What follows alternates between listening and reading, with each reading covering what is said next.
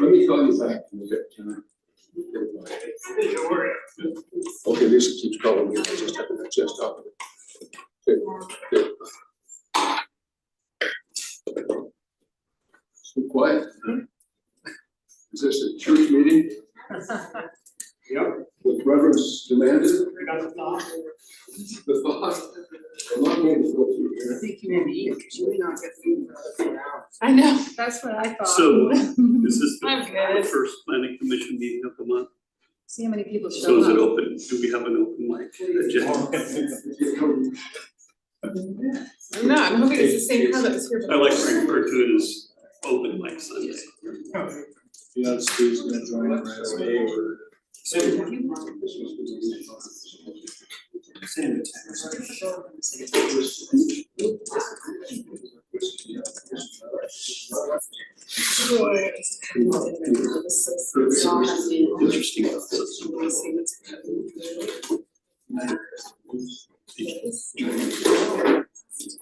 Especially on Wednesday. We have our teacher ask for that. On Wednesday, so. So you're not gonna be like, citizens or-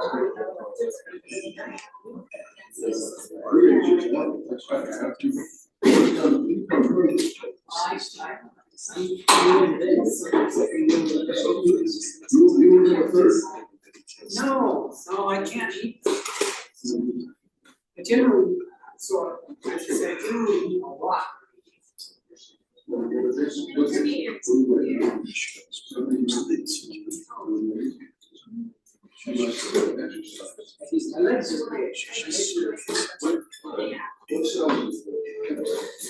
Oh, 36.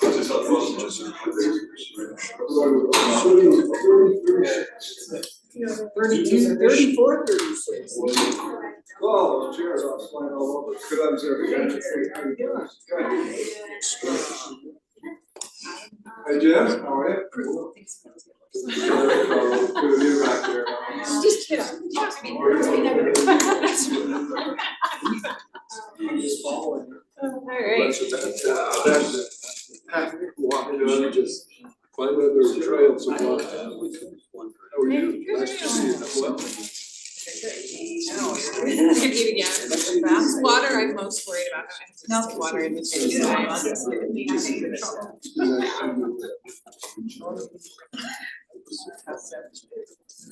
I'm not eating since breakfast.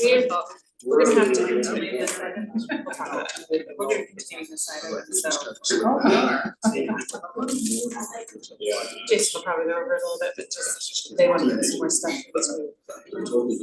Let me know when you guys are ready. Okay.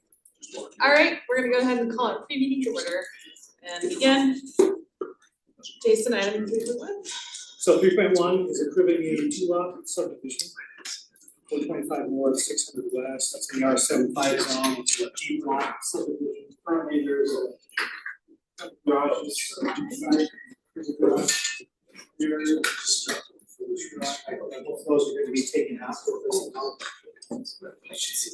They're proposing to split it, create a deep lot with the actual access going across the front of the parcel. So this is an easement on the lot. To have the side over the side. Which is allowed by. You can see the 2 garages in the back, so this will be coming out.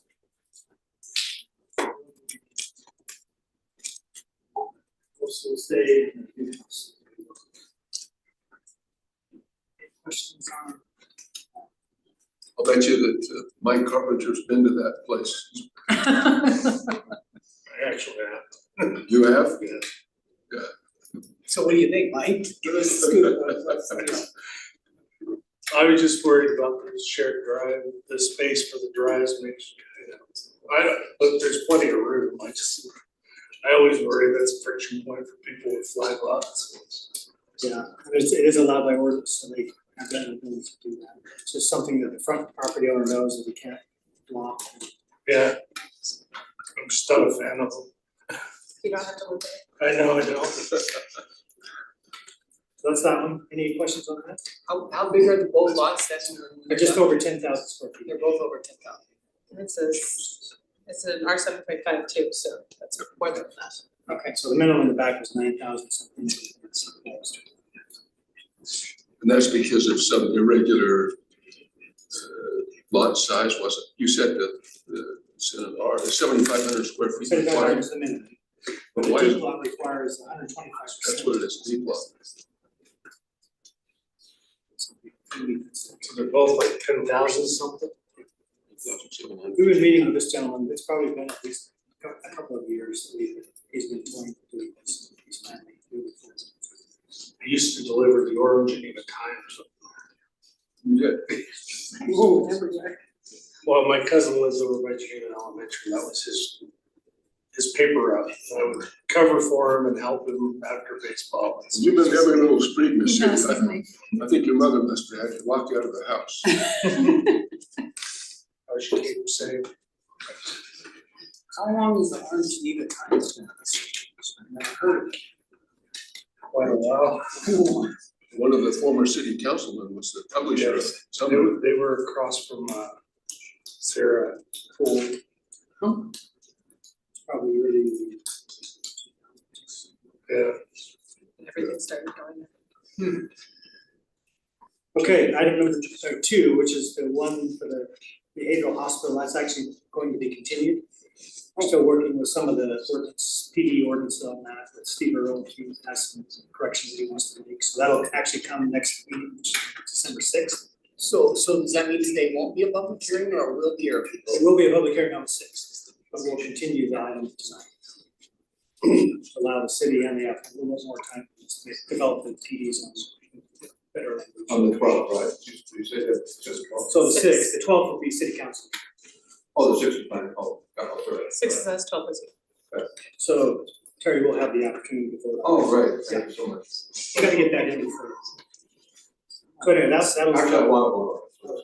I'll be back to back, so that'll be fairly close. Planning commission the 6th, the next Tuesday will be. So then item 3.3 is considering the proposed settlement agreement between Right Development Group and the city of Orem. Sir, you guys all know the background? Get on the back. Okay, so it is the old medical property currently zoned C2. It was at one time the Arts District. That's where we made the application under that Arts District. The moratorium was put in place. You said you did, but I'm just giving you a synopsis anyway, sorry. The moratorium was put in place, and that's the discrepancy between the developer suing the city over that moratorium issue. So what they're doing is working with the city or have worked with the city in the past, to try to come up with some type of settlement agreement to allow them to go forward with a project, not the project, or one. So the settlement agreement allows a maximum height of 52 feet for 4 stories is what they're proposing. The original concept was 7 stories. 311 residential units. The original one had 335 units, but it also had 42,000 square feet of retail, which was a requirement of the Arts District. So that's been eliminated, so the only thing, they still can do residential, or they still can do commercial uses.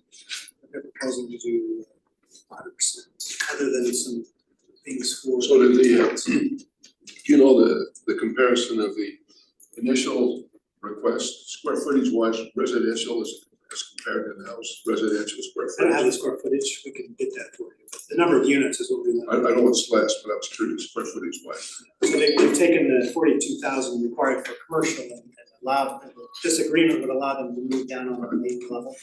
So residential from ground floor, full 4 stories. Under the old master plan that was in effect, did all of these new buildings up and down State Street require commercial street level businesses if they were to be apartment buildings? Okay.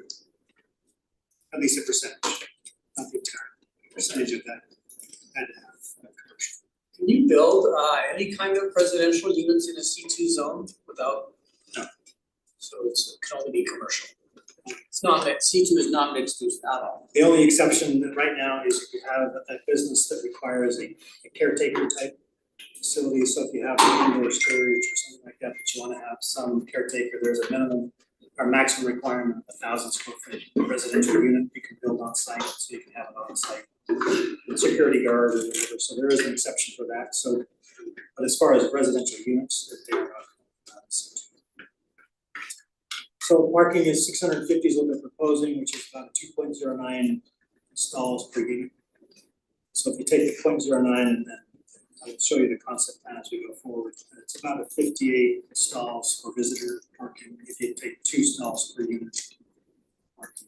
So there's no state requirement regarding how many parking spaces are required for an apartment unit. It's not state requirement.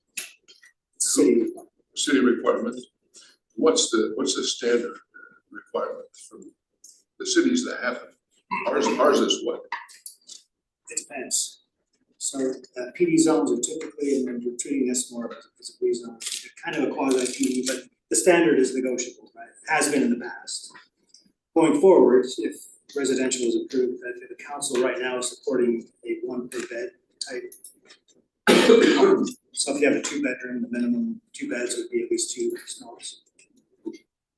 Right now, we don't have a zone other than the one that we just approved down as you go into Provo on 800 North. Those were at 2.25. You mean 800 south, like No, 800. 800 or 800 pro, okay, I got you. We don't have any current projects or any zones that would allow residential other than the mall.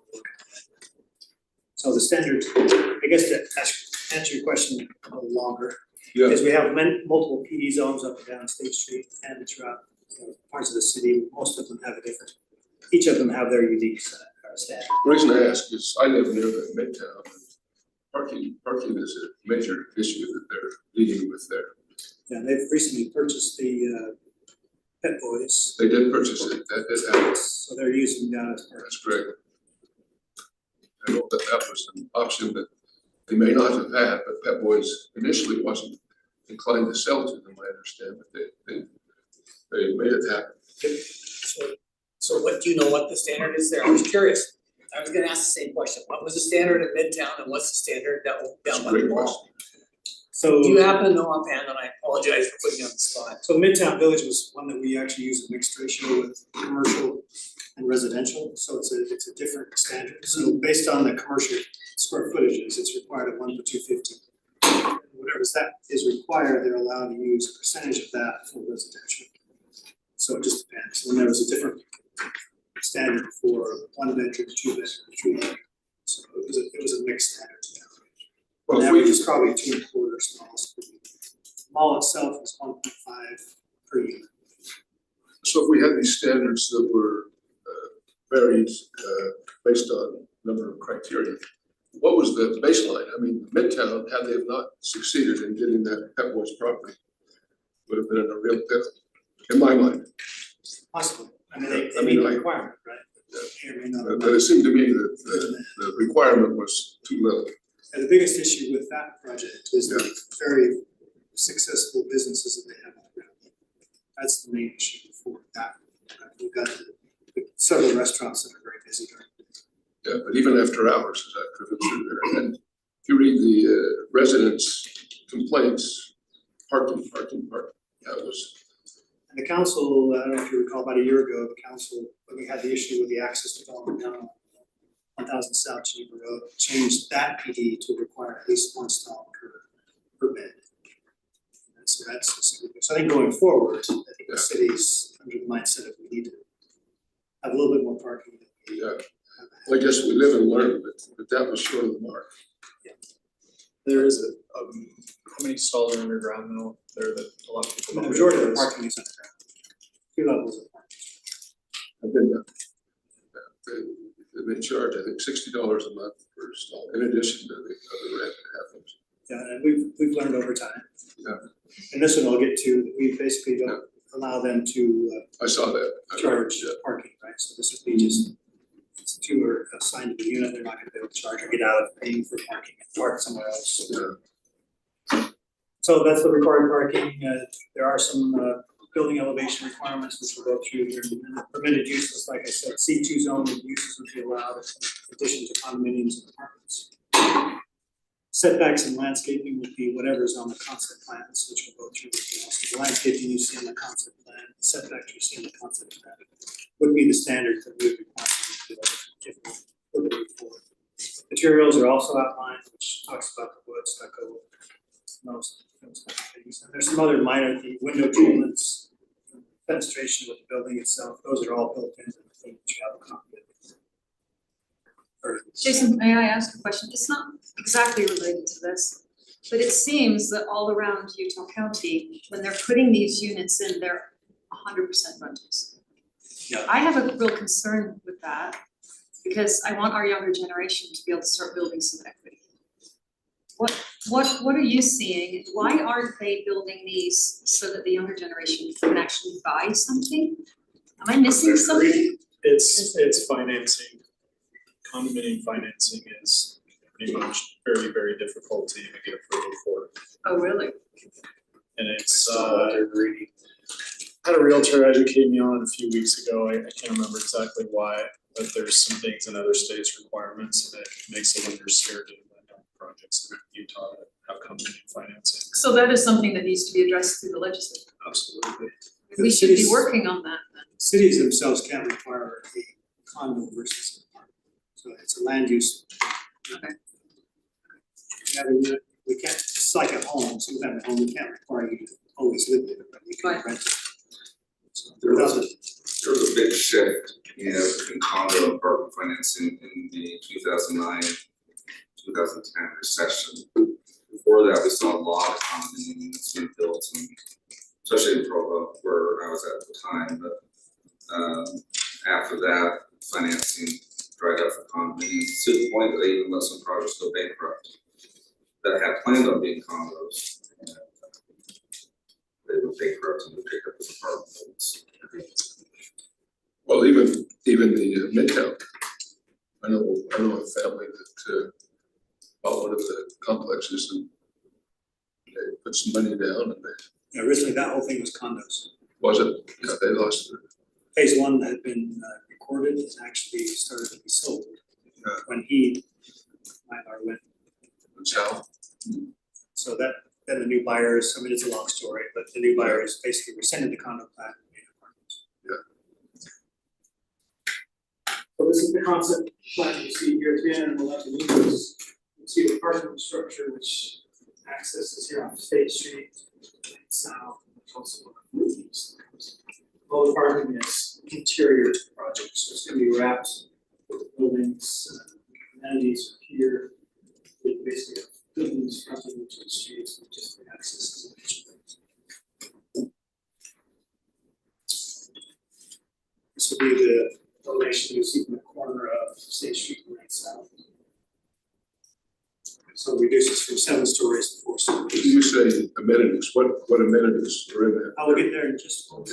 Can I ask about the setback? What is the setback actually between State Street and the building? So if you go back to this one, So the 15-foot setback here, with an 8-foot sidewalk and an 8-foot setback there, so it's, Is that consistent with what we've been asking currently on State Street in our code? so this is consistent with what was required at the time. So that's consistent with what it was under the So State right Street now, master the plan? requirement is 15 8 to 15. Okay, because I thought there was more space than what we were asking. So that's 31 feet and now the requirement's 38 feet. So below Bay Street is an 8-foot plantership and a 5-foot sidewalk. And then 15-foot setback behind the sidewalk here, this is about 2 sidewalk.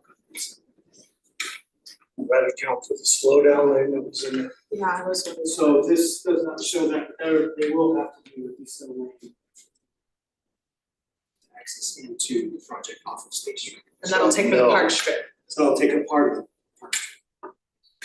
The other question I had at this point about what we're talking about is on-street parking allowed on all sides of the development right now, Yes, there are public streets. Including State Street. including State Street?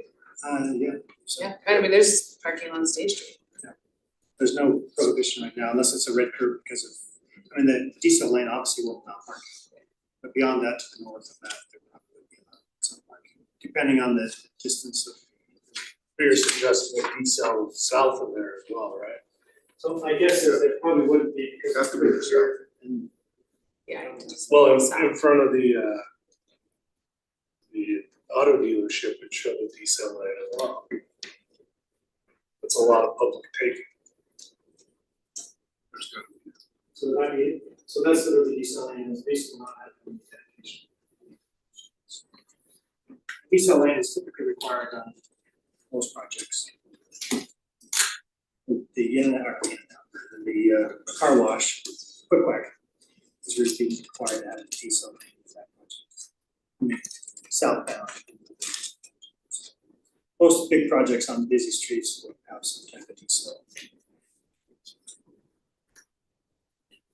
So this is the original, this is the reference.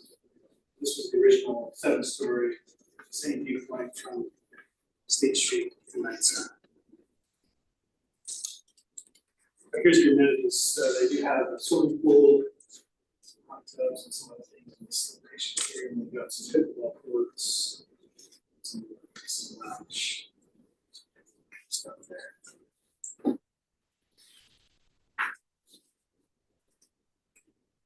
And all the different elevations of this 4-story.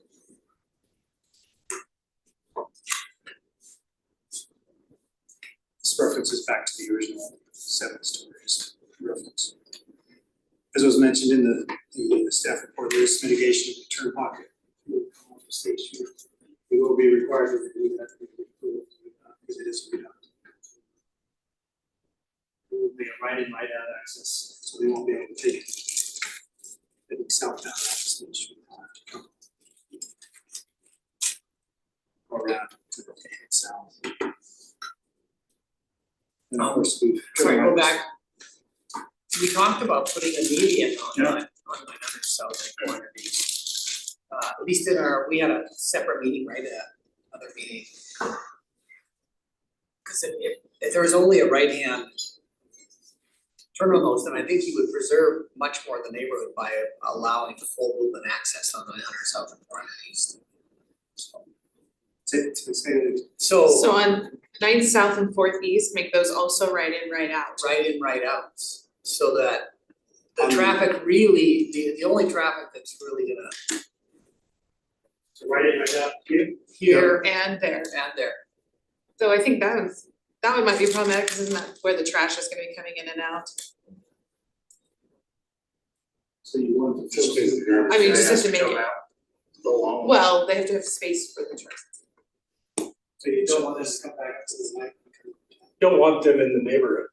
Well, the issue is how do we keep the traffic out of the neighborhood? And preserve their in and out ability without, I mean, you know, this is a huge burden on the city and the neighborhood. It should have never happened, so discussing it, you know, we should make it the best option for the people who actually live there.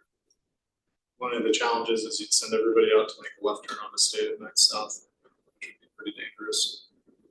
Well, they'd still have to go right. Yeah, they could. Well, we can make a left there, but you can try. Good. And there's no chance that we're ever gonna be a line at 9th South, is there? Nope, It's just close to 8 south. I'm just saying this Yeah. for, Well, in Big clear. theory, John can comment on that, but my guess is the state would do this. All 3 of those accesses go to a garage. So we all go to the same place, that was the first question, so. Based on where you wanna go, you'll pick your exit. Going south on State. You can do that on 9th and the main access, it's always hard to do, so there's no light there at 9th yet, or. No. Today. yeah, it's at 4th East and 8th North, there's open, you can make the left to get over to State Street. So if you're coming in off 900, into 900, and you wanna turn left into that, you're gonna have to turn left and left, right? Mhm. Or they're gonna try to do this funky U-turn and go back around again. So it's really just common sense, if you were to take where people want to go and you just kind of run it through your mind, you can kind of see how convenient it is and what you want to do. Nothing special traffic wise, it's just, all right, if I was in the center and I wanted to go that way, how would I get there?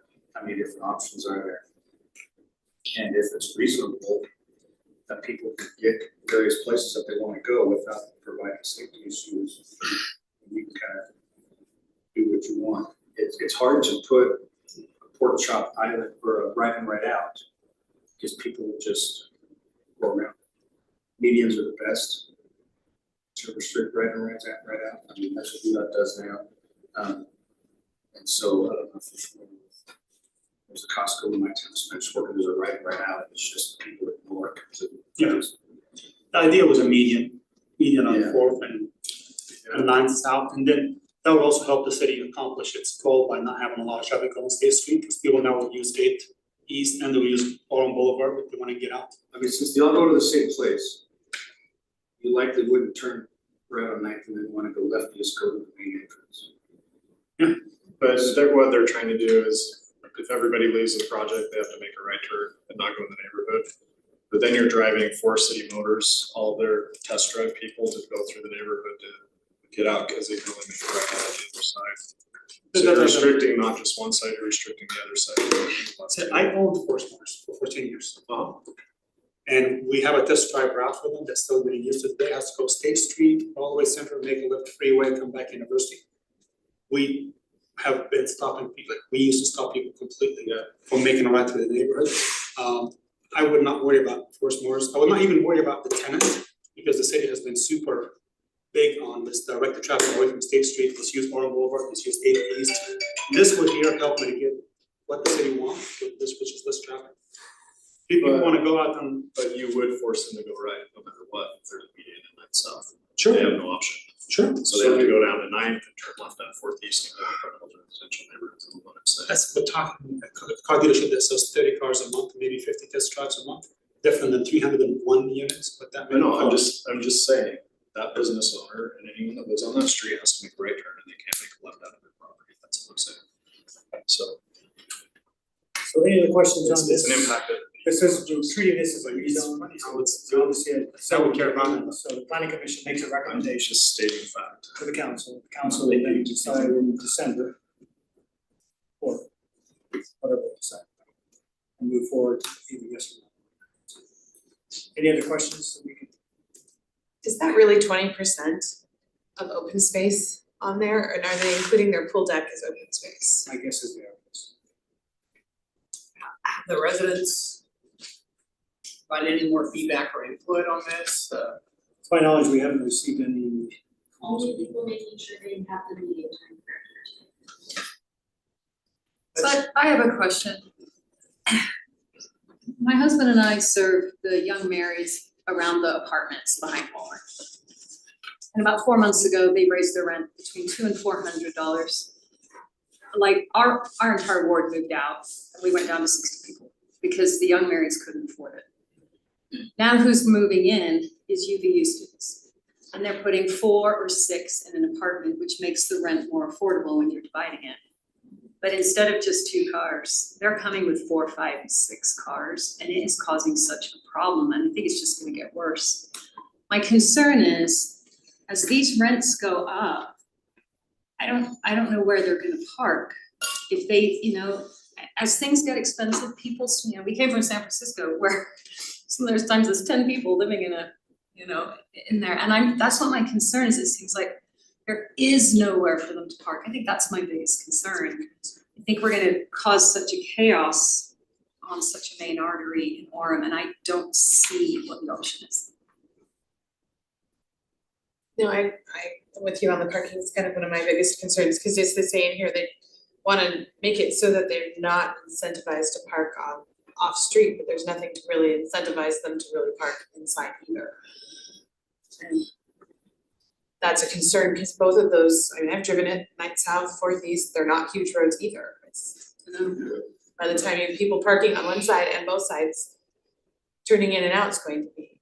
And even a 2-bedroom apartment, the average family, that at least gives you 3 people, right there. So that's just really what concerns me, is I think the city of Orem is gonna have a problem that I don't know how to offset it.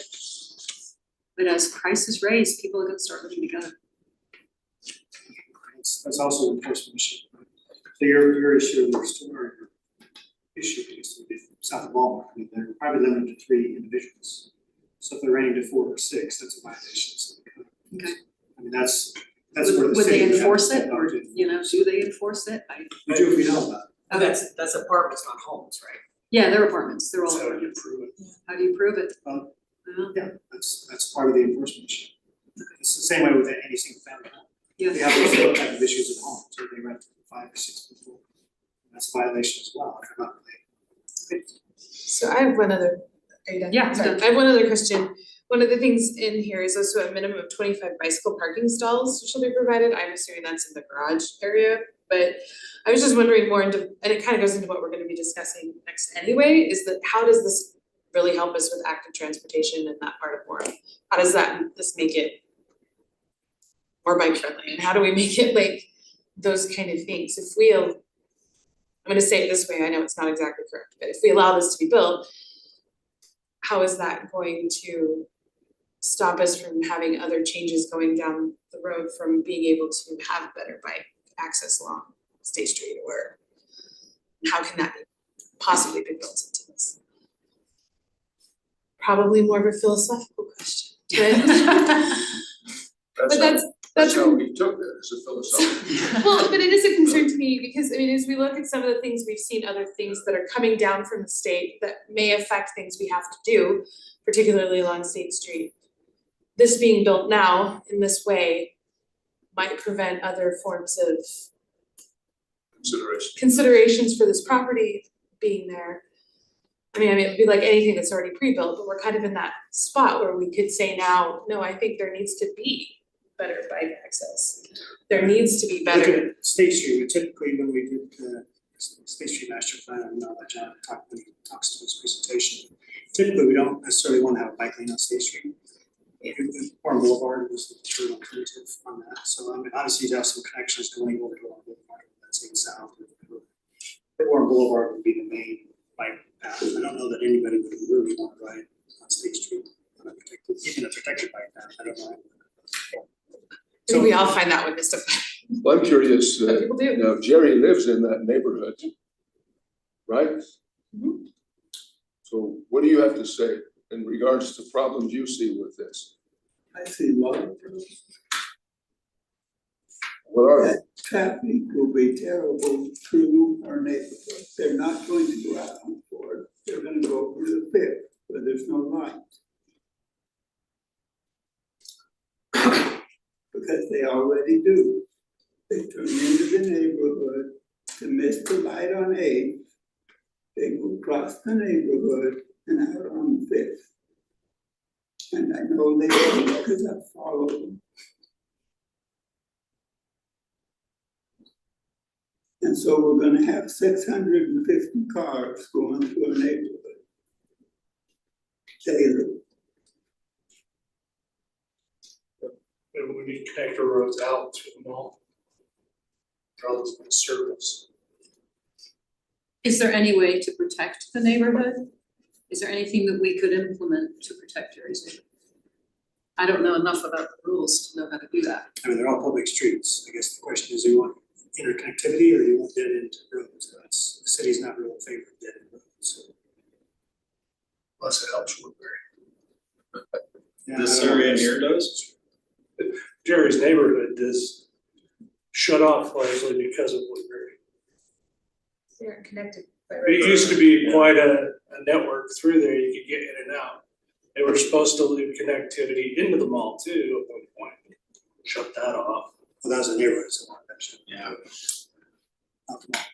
That's the wall, that's what you're talking Yeah, about. there's just- supposed to be a walkable access.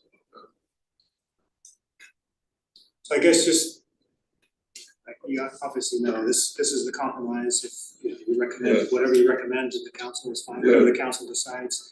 If it ends up being a negative recommendation, the council says no, then to probably go to court and we'll see what happens there. So there's obviously some alternatives, whether we approve this or not. Well, the council are the ones that really have to make the hard decisions in these matters. That's why they're paid and we're not, you see. Big bucks. That comes up a lot, if you listen to city council meetings, you know, you have a pretty slow night if you listen to city council, but that question does come up a lot of times, how do the planning commission vote? And that is important to know, because they know that they value the only thing I'd say about this is, as in every vote you ever have, vote your heart, vote your conscience. I know you've had a closed meeting, we've had several closed meetings about this, we hear, legal opinions about things, and that's all well and good, but at the end of the day, you have to say, what do I think is right in my heart? And none of you should ever be intimidated or threatened or feel like I have to vote a certain way. You just vote what you think. And that's really important. And don't care what the city council says. You vote what you think, and they'll do their thing. Yeah. And you do that. Appreciate that. Yep. Any other questions on this matter, or can we move to our next item? Can I ask a question on something we've discussed in the past? Am I allowed to do that? Regarding this item or just in general? It's regarding that Jay Lichty property. Oh, yeah. Am I allowed to bring something up to the council? That is not currently on our agenda. So it has to be on the agenda. Somewhat, or So what property? That the gentleman- Sherwood Haven. Thank you. Oh, Sherwood Haven. Because a lot of people stayed and asked us questions after this meeting. And I think the absolute hangup is that highway services. And Jay had said, I'm convinced I can work with the city to make sure if my project doesn't go through, it will revert back to residential. And I just wanted to know, is that possible, or is he just hopeful? So this is, what you're asking is a question that would apply not necessarily to that project, but just projects in general. Somebody comes in and proposes a project and the city's inclined to approve it.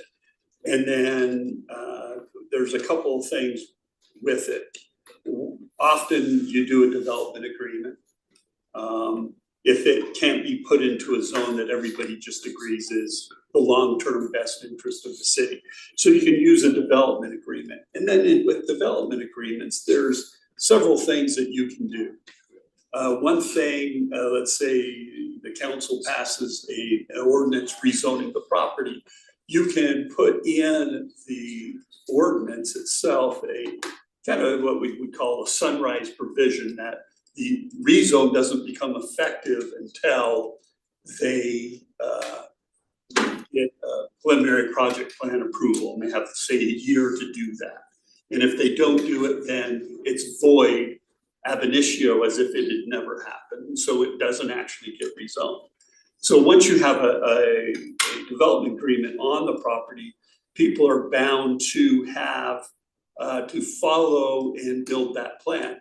Then in a development agreement, you can put in some provisions that say, okay, if it doesn't get built within a certain period of time and nothing's happened on it, that after this, whatever that date is, then as a covenant, the property owner or the developer could covenant, I agree that the city can rezone it back to what it was before, and make a covenant that they and their heirs or successors and assigns would support that rezone back.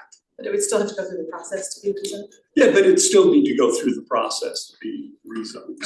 So there's several approaches that the city can use to ensure it gets the benefit of a bargain that it enters into in a development agreement. So I think if you listen to both sides, I think it was highway services that concerned both sides.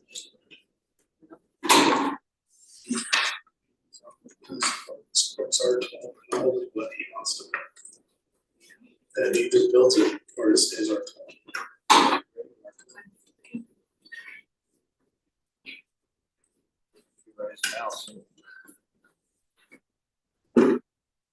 Okay, when you're ready, John. Yeah. No pressure.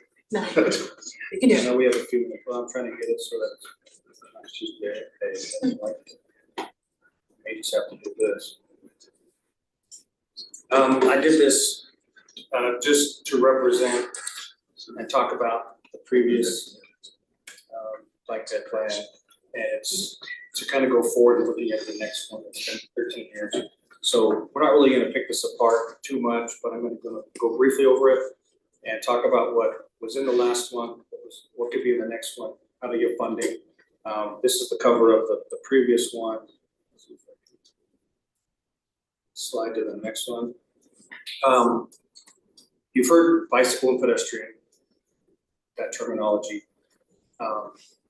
Active transportation came from those words. So you have bike peds, and in the meantime, from our 2010 to now, they've had another one called Complete Streets.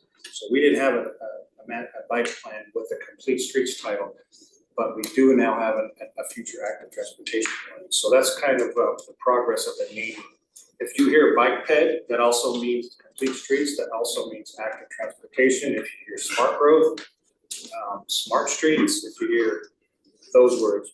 And I'm not saying we don't like transit, it's just not transit. An active transportation plan is not transit. It is overlapping with transit when you want to have bike ped plans to go to a transit place. But that's kind of when you hear those, whether it's in this document or other documents, they're all the same. What happened was, I think the bike ped they kind of felt like it was just its own facility, and you didn't include streets. And then they brought it into streets, and they said, well, what about the bike ped stuff that is not part of a street? And so now they just call it active transportation. It involves everything, whether it's on a street, off a street. That's kind of it. Except transit. Except transit. So I'm going to zoom in a little. These pictures on the left are right out of the existing plan. They're not in order. There's typically, if you look on the right, a class 1, a class 2, and a class 3. But a shared use path is a class 1. That's, you may not see class 1 anymore because they're kind of getting rid of it. But a shared use path is kind of in there as the most extensive one. A bike lane is next. It's protected a little bit by stripes, but or designated, there's some buffer. And then a bike route is just look at the street, make sure there's no grates that tires are gonna get stuck into, make sure there's no holes, there's blind spots. It's really just, is it bike friendly? It's usually with signs and sometimes a little paint. These are some more top-down pictures of the same thing. You've got a separate path, you've got share the road. You might see those are called sharrows. See those? You see those are called sharrows. Share the road, you'll see the signs too, and then you'll see your bike lanes. What's not in this document is what they call a separated bikeway. You can see the hardscape here. They're also called bike boulevards.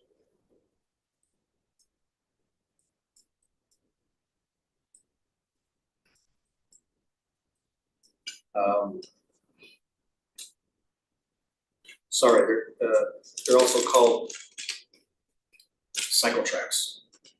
I'll show you some of those, but a bike boulevard is basically a road that has low volumes and low speeds. And you can make it bike friendly and bike dominant. And so people can know, I mean, Orem Boulevard may be a good example, but it's probably too much traffic on it. But if there's roads that are like, listen, this is the bike boulevard, cars are secondary.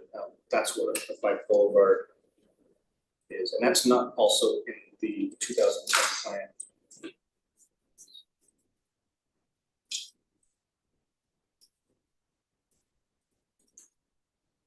There's a cycle track. This definitely has higher vehicle volumes, higher speed roads, higher bike use. And I highlighted less vehicle access. So it's not really friendly on State Street if you have driveway. And so it's not around very often. You don't see it very much. You do see bike boulevards a little bit more. Here's a kind of a top-down what a bike boulevard is, kind of complete streets. There's the terminology. This is where the street used to look like. And now they've got crosswalks and bike lanes and all this activity for pedestrians. You're familiar with Bulldog Boulevard in Provo, that would be considered complete street, protected bike. And UDOT helped pay for a lot of this. And so even though it's not technical, it's not on the UDOT street, there are funding mechanisms to get money to And they renamed Bulldog. I thought about Super that, Boulevard. I thought about that myself. In this document, I pulled up a table that kind of shows all the different open house items that they do. Mag open house, bike ped, charrette, surveys, all the different things. So it's pretty extensive. They get a lot of information from the public and then they present it. Why do people ride? And if it hasn't changed in 12 years or 13 years or hasn't changed, is it good to get it again and say, okay, 1,700 responses is actually pretty good. And so this lets people understand why do they ride and how can we make more people want to ride based on why maybe they don't. Same thing with walking. They did a walking survey, and I suggest we add that in the next version of why people walk. 1,400 people, 1,500 people. The other thing that they included in this document that we recommend is specific projects, not getting too vague. Saying this road is planned to be looking like this, and if we want it, we want it. If we don't, we don't put it in as a project. Instead of having a blanket, it would be nice if we did this somewhere, and it never happens. So it's really good to be specific. Some examples of retrofit: if you have a lane cross section, 12, 14, 14, 12, you can make the lanes narrower, add some bike lanes in. That's not always the case. It doesn't always work. Here's another version of parking where they take parking on one side and maybe reduce some of the travel lanes, and you end up with a 10-foot bike lane. Those are just options. It really kind of depends how the city embraces that bike ped mentality. When I did the master plan for Spanish Fork City 8 years ago, they said we don't want any bike lanes anywhere. They'll put them in the master plan. And then 5 years later, oh, we want them everywhere. Put them back in.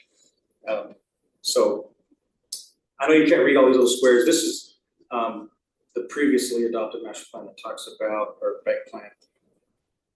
When should you add bike lanes on principles? There's kind of a yes/no directional arrow that says, does it meet this standard? Yes or no, yes or no, and you end up with a yes or a no at the end if you should put bike lanes on it. Part of it's funding, part of it's, you're not gonna take a house for a bike lane.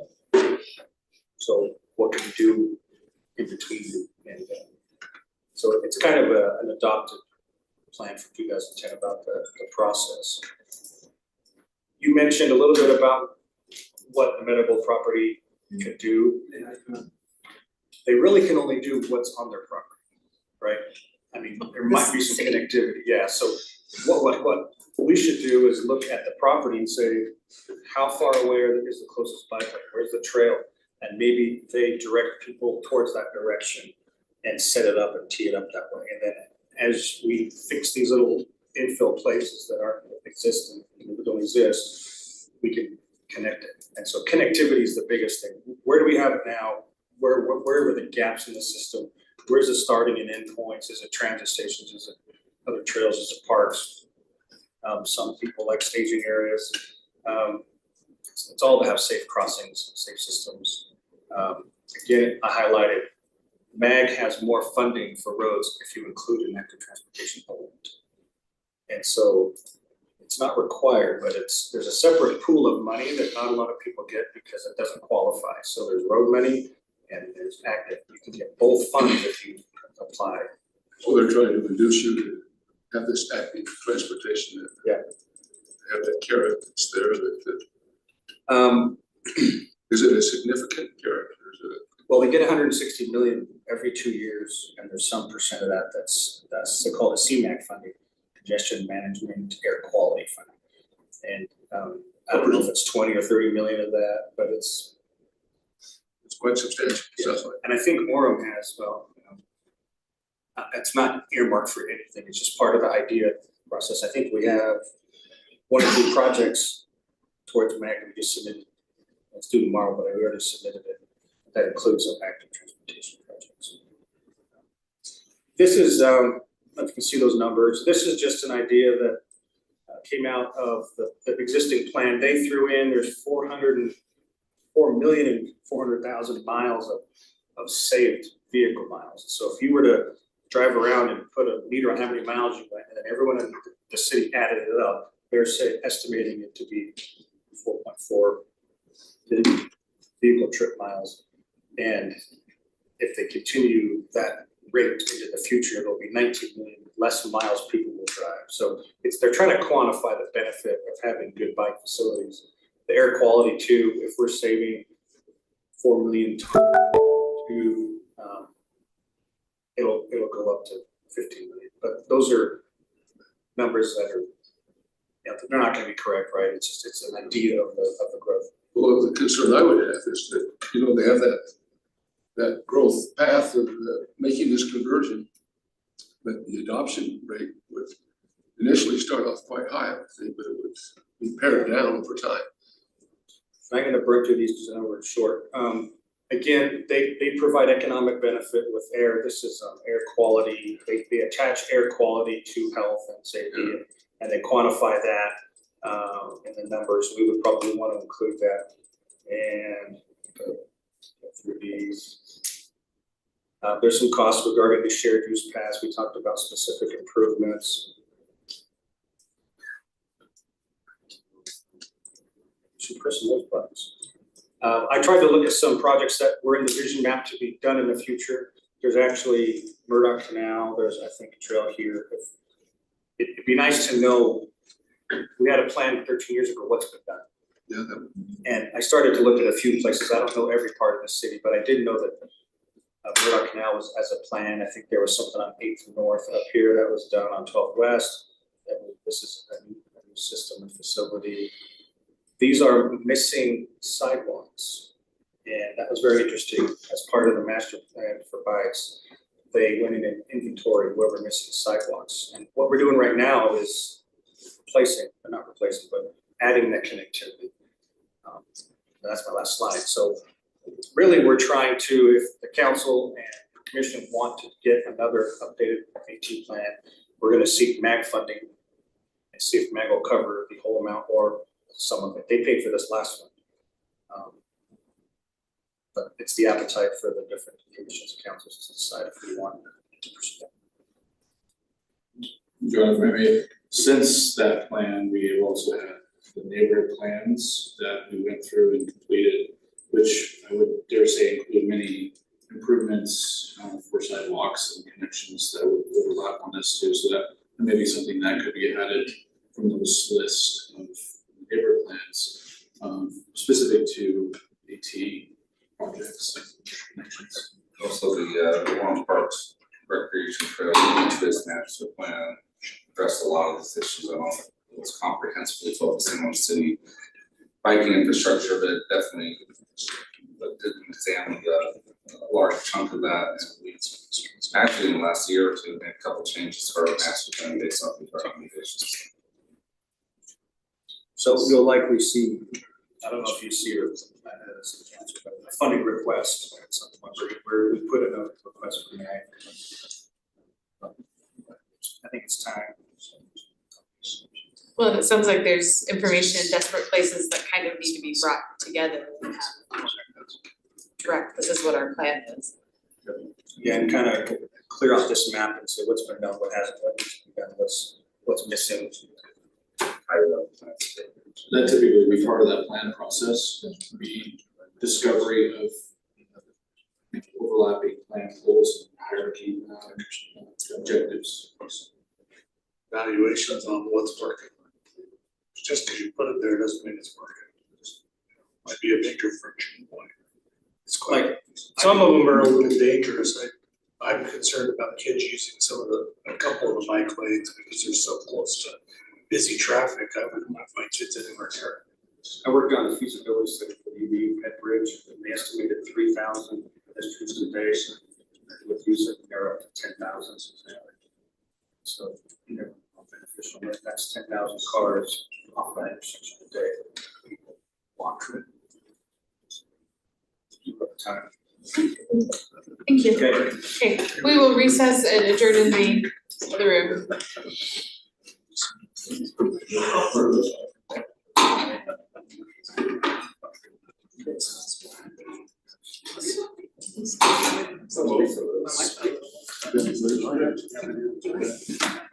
No, let's go, sir. Let's jump in. You know, that's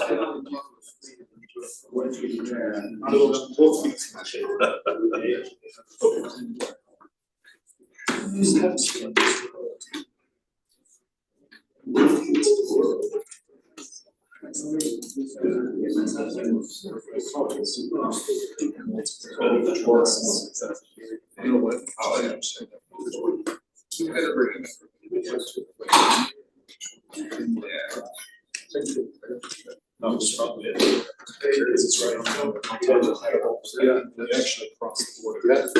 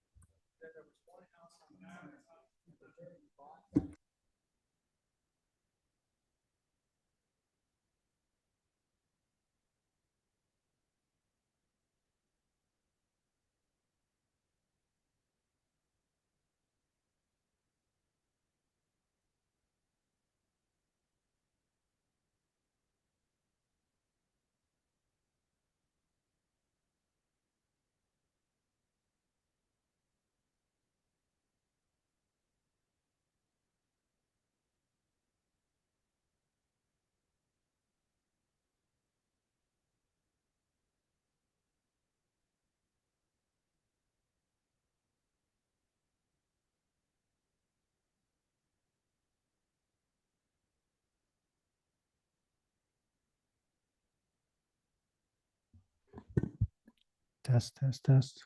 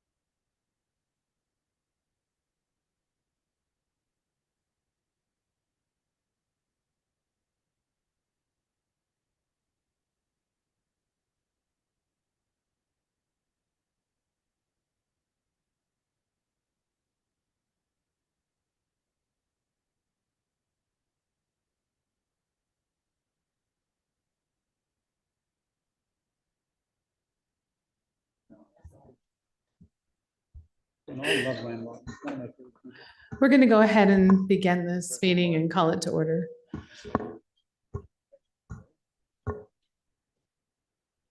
Give everyone a moment.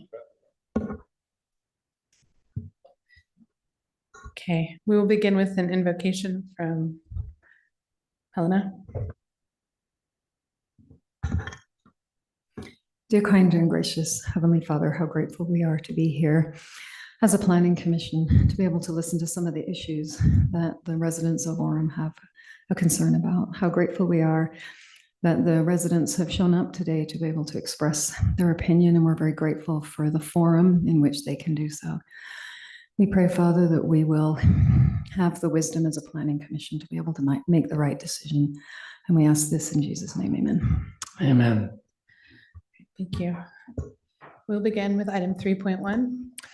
3.1 is a preliminary plat for Mecum Plat B located generally at 425 North, 600 West in the R75 zone. The applicants are simply, there's an existing home with two garages on there. They want to tear down the garages and convert the back portion to a deep lot subdivision. So you can see there's two lots that they're proposing. I don't know if I can turn on my laser pointer. So one lot would be at this location. The other lot here with the existing home at this location. The garage that you see here will be taken out, and the garage in the back will also be removed. So the deep lot will access through an access easement here across lot 1 for the full lot access here, and then lot 1 will maintain its access on the street frontage. This is the shot of the current home that will remain. You can see the two garages, this one and the one in the back will be removed. Staff recommends that the Planning Commission approve the preliminary plat as proposed. Be glad to address any questions. Any questions? Yeah, on that diagram in the prior slide, that is the driveway they're going to use. No, it's actually going to be over in this location over here. So they'll have to put in another driveway. Mhm. Yep. Okay.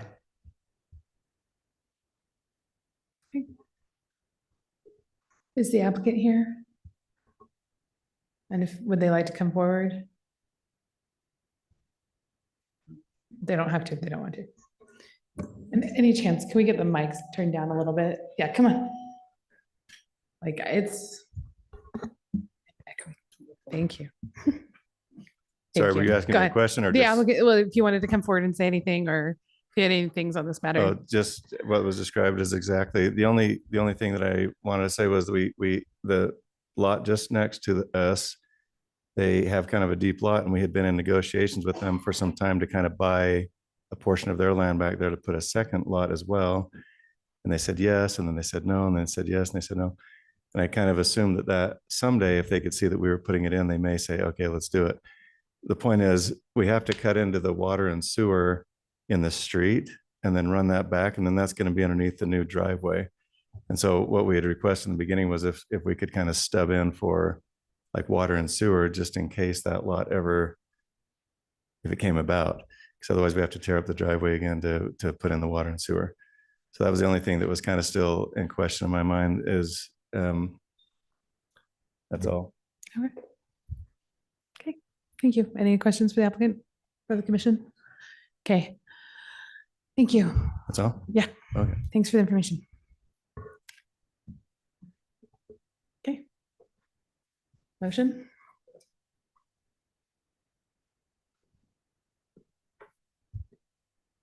Motion. Yeah. I make a motion that the planning commission forward a positive recommendation to the city council to This would approve be a staff.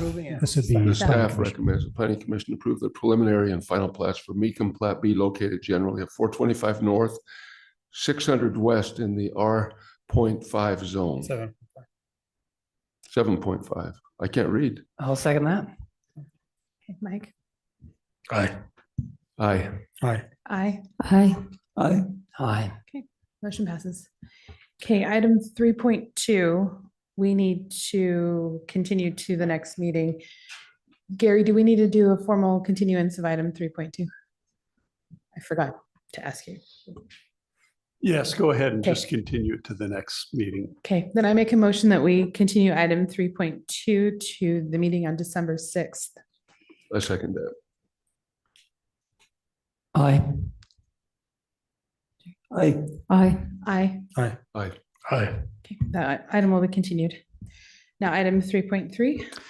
3.3, I will just let you know that Steve Earle, the city attorney, is on the Zoom call with us, so he is on. So if you have questions directly to Steve, Steve is the one that's been working with the city council and with the applicants and their attorneys to come to this point in the thing. So if there's any specific questions as far as the agreement or anything, and you want to direct it to Steve Earle, he is the one that would be probably the most knowledgeable on what is in that agreement. So tonight is a proposed settlement agreement between Wright Development Group and the city of Orem regarding a development that was proposed at 841 South State Street, formerly known as the Meadow Gold property. This is the portion of the property here. It's 4.18 acres. It's currently vacant. The applicants, just a brief background, the applicants back in when it was an arts district zone filed an application under those standards. The city council shortly after that application did a moratorium, which effectively stopped the project from moving forward. Wright Development Group sued the city, and so now we're in negotiation with trying to settle that lawsuit, which is why they're before you tonight to have some type of an agreement that may be a part of settling rather than, either losing the lawsuit or in either side going forward. So this is a settlement agreement that they've negotiated. The city council is aware of this. The planning commission, as part of this process, is the recommending port. Can't hear him? Okay. Can we get? I'll try not to mumble. That's better. So, is that too loud or is that good? All right. So before you tonight is a development agreement, settlement agreement between Wright Development Group and the city of Orem pertaining to the Meadow Gold property that was proposed. City council put a moratorium on the project, which effectively stopped the project from moving forward. The applicants are here now with a proposed settlement agreement between the city and the developer to try to do a resolution or resolve the lawsuit. The part of the development agreement includes building height of a maximum of 52 feet, the maximum number of residential units to 311. Parking requirement at 650 stalls would be the minimum. There is elevations that are part of the agreement, which we'll show you here as we move forward on this presentation. Permitted uses would allow C2 uses. So anything you see along State Street, including condominiums and apartments, would be a part of that as well. The setbacks and landscaping will be part of the concept plans that we'll show you. And then the materials are also outlined in what is allowed as far as the finishing materials of what's proposed. So this is the layout of the project. You can see the blue outlines the perimeter of the project. The buildings themselves will front onto the street. The parking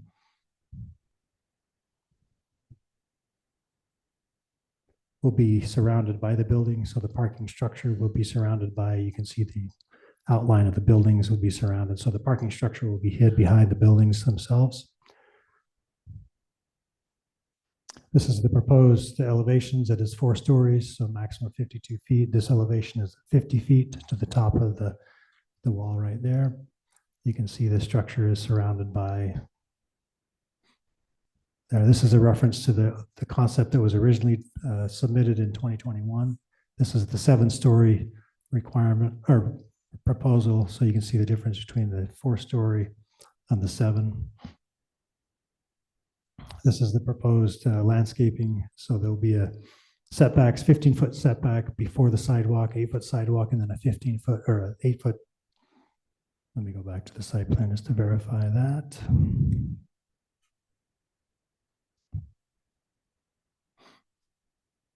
Let me zoom in on that. So there's an 8-foot setback behind the sidewalk. There's an 8-foot setback on this side with an 5-foot sidewalk, 8-foot landscape strip, 5-foot sidewalk, and 15-foot landscaping strip on 400 East, excuse me.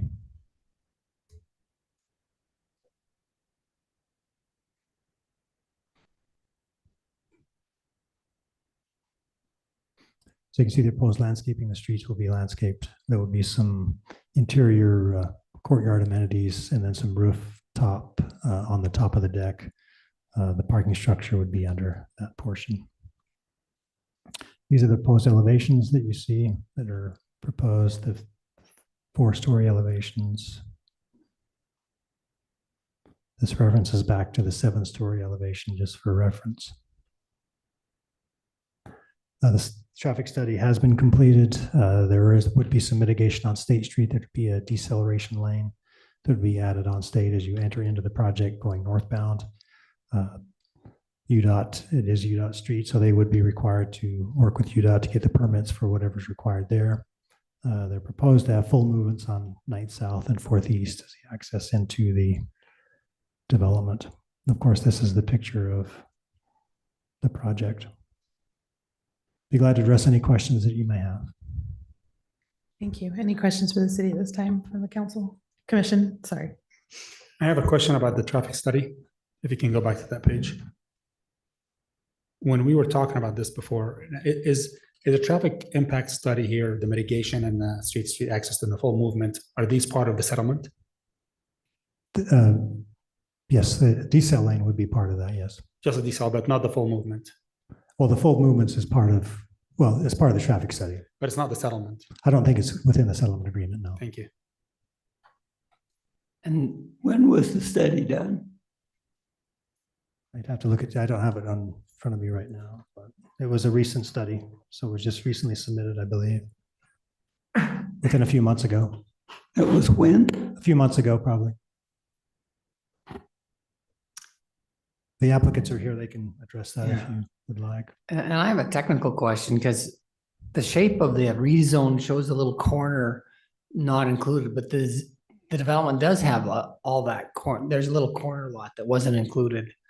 So it is there, but on the original thing, on the original parcel showed a little piece of the corner that was not in the rezone. Are you talking about the 2021? Yeah, right. So if you look right there, there's the very, what would that be, southeast Oh, corner. yeah. So that was just an error on that outline. That corner is included. Okay, so that doesn't, it's the entire. It is, including then a corner, yes. Okay. Like I said, I thought it was a technical question. I just wanted to clarify. It was just an error on our mapping. I had one question for clarification. The 2021 proposed 7-story building, what was the height on that one? That was 72 feet. 72 feet, and this one maxes out at 79 feet, excuse me. 79. 50 feet is what they're proposing on this. 52 in the development agreement, or yeah. It's 52 and 64, depending on where you are on the. So there are some, AC units, things like that would be on top. Yep. Okay. Any questions for city staff at this time? Any other questions? I have one question. If the parking is not adequate, where will they overflow to? So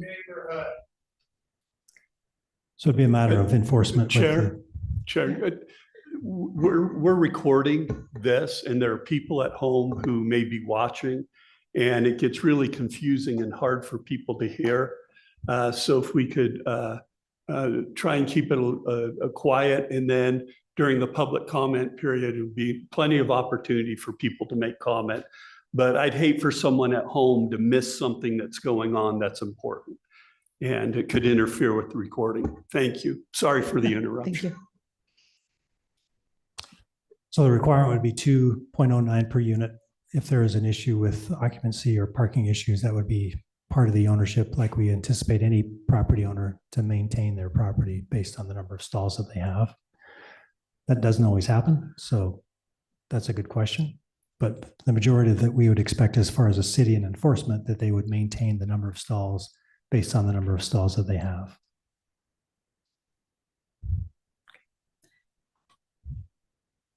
That's good. Yeah. All right. Is the applicant here? Would they like to come forward and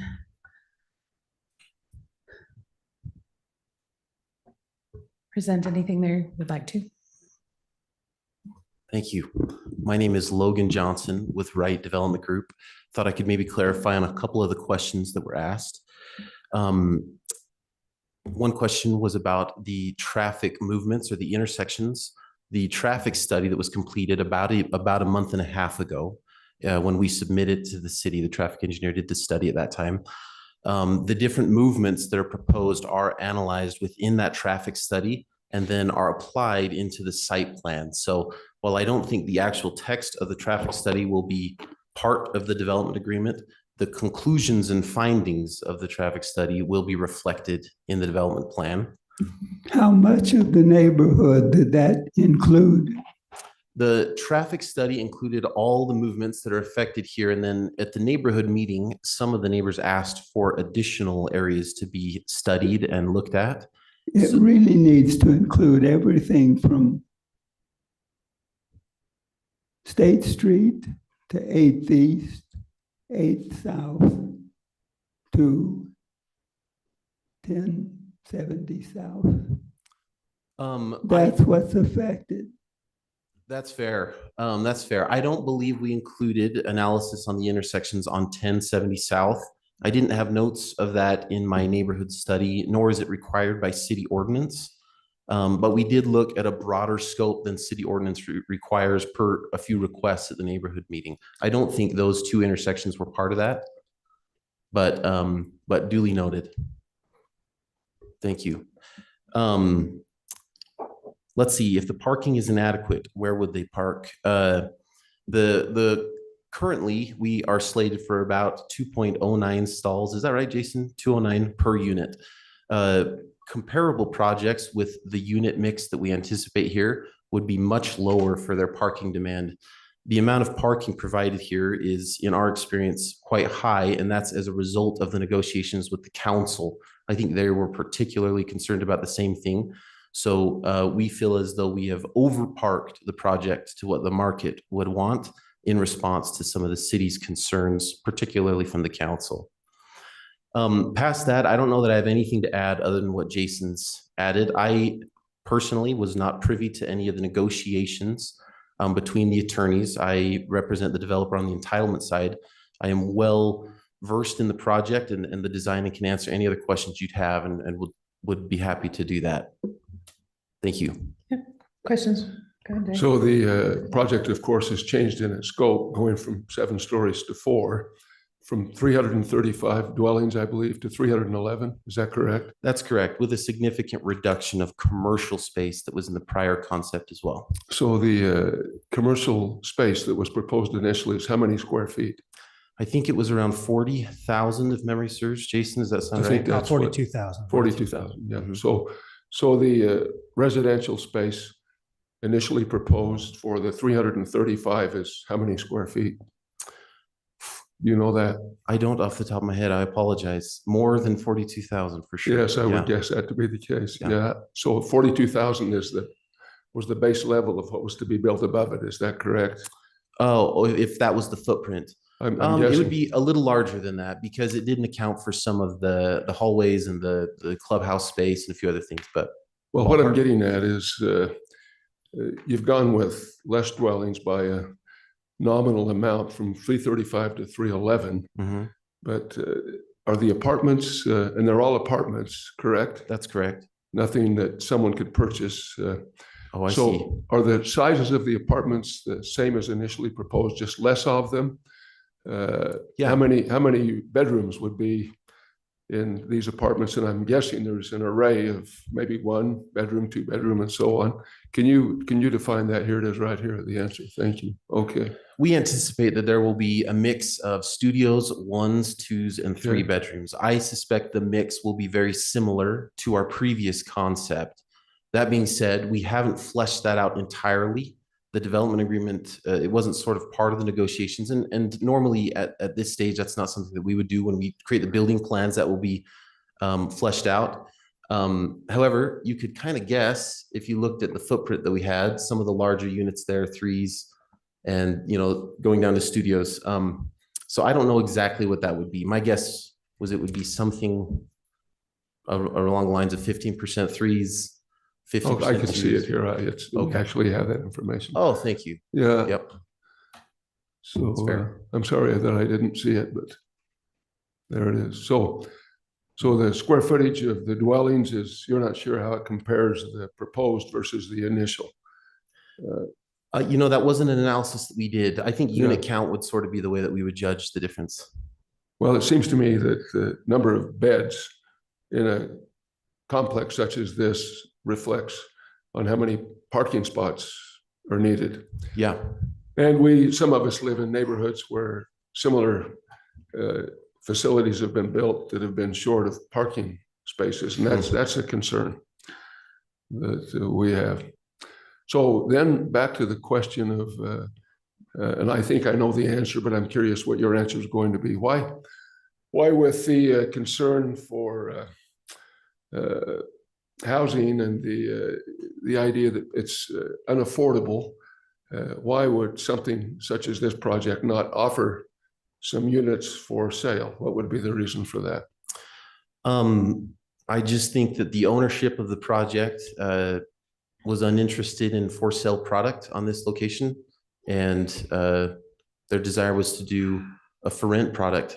Past that, I'm not 100% sure. I mean, the greater the supply, the lower the price could be expected to be generally, but I understand that Orem is one of many communities affected by housing crunch. Well, we that have children are concerned about our children being able to buy homes at some point, and if there can be some way they can establish some form of equity to build upon, then that would be a positive thing in my mind. Yeah, that's fair. I don't believe the development agreement closes the door to a for sale product, but I'm not privy to any discussions that would suggest it's going that way. Thank you. And I have a question because I understand that the original design had retail on the bottom. State Street is a commercial corridor. I mean, it seems very acceptable to put retail in. And now we've got residential all the way at the bottom. It seems like if you have more of a mixed use, it does sort of spread the traffic with retail that would stop overnight parking, perhaps in some of the neighborhoods. Why have you decided to go 100% residential instead of keep the retail on the bottom that would reduce the number of units, but would probably bring in still the same kind of rent for the company? I'm not 100% sure. I wasn't privy to the specific negotiations, but I suspect that the reason the retail was removed was twofold. The mixed use product type, where you have what we call vertical mixed use, housing above retail, struggles to find strong retail tenants. And that's often because parking can be hard for the customers to find. And then number two, retail on average drives significantly more traffic than does residential on a per square foot basis. And perhaps that was a concern of the owners or the council as an effort to reduce the traffic impact. A reduction in retail could accomplish that. If I could speak up, I can maybe help address that as well. Can you hear me? Yes, go ahead, Steve.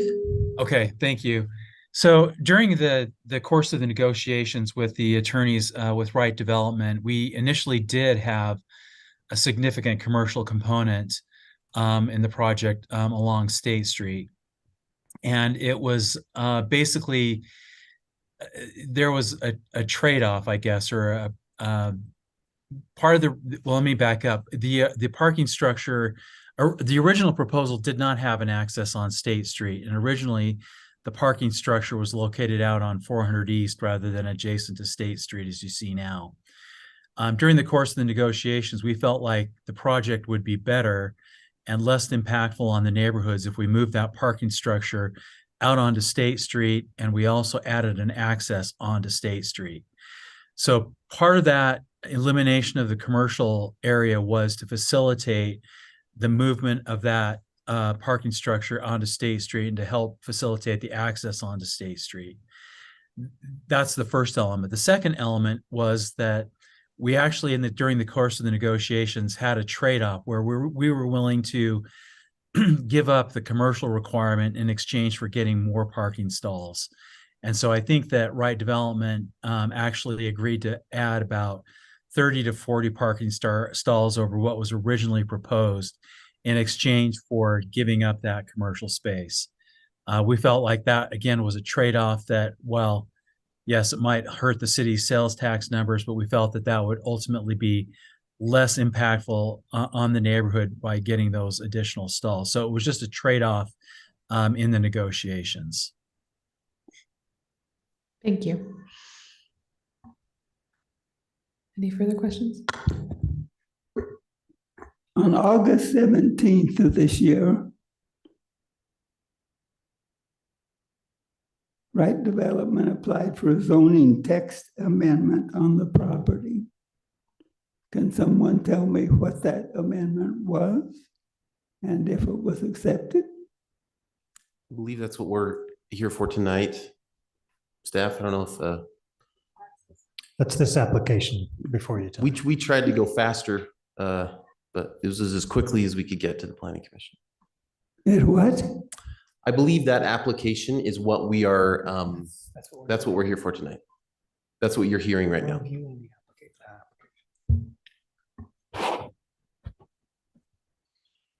Well, I notice it does not apply to the other two parcels.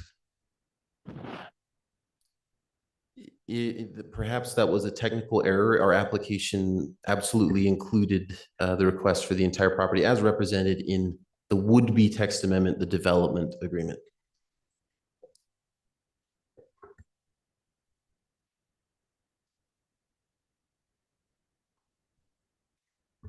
Any further questions for the applicant at this time? Okay, thank you very much. Thank you. Okay, we will open for the public hearing at this point. I would appreciate if you could state your name before you begin speaking and limit your comments to 3 minutes. We have a lot, we want to hear from everyone. We want to be fair. So let's begin. Hey, my name is Scott Swain. I live right there, close. And we, obviously, the neighbors absolutely do not want what is happening here. That's why we're all here. We're very distraught about it. We, Orem is the fourth most heavily densely populated city in Utah, the most densely populated in Utah County. We need you guys to go somewhere else. We're not against you, but we don't want you where we are. It is going to, no matter what you guys do, the traffic is going to be horrible.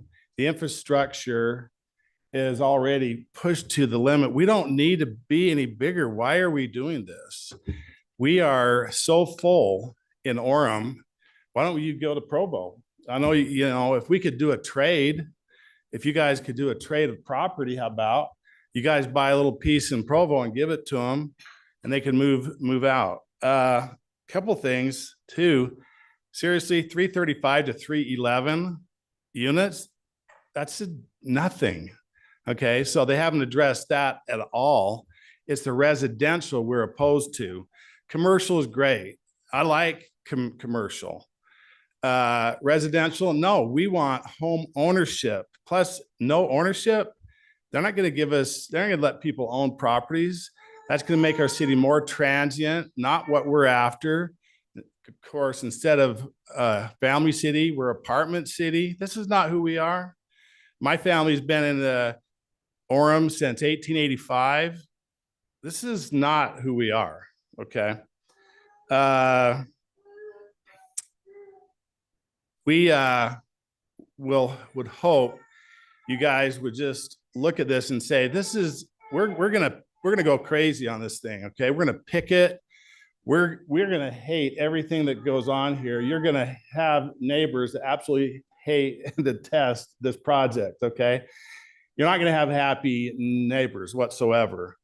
So why would you want to come to a place they already just are so furious at you, and it's not gonna get better, it's gonna get worse, because we are sick and tired of being abused by out-of-state big money people buying up our properties, renting them out. They're trashy. There's no pride of ownership. This is what we're after. This is what it is, okay? I'm not against renters, but they don't have the same pride of ownership. We all know this. They move in and they move out quick. It's not what we're after here. We want homes or places you can develop roots in. You can have children. They can play. This is for up and coming yuppie people. Fine, but that's not who we are. Please don't make us something that we are not. Thank you.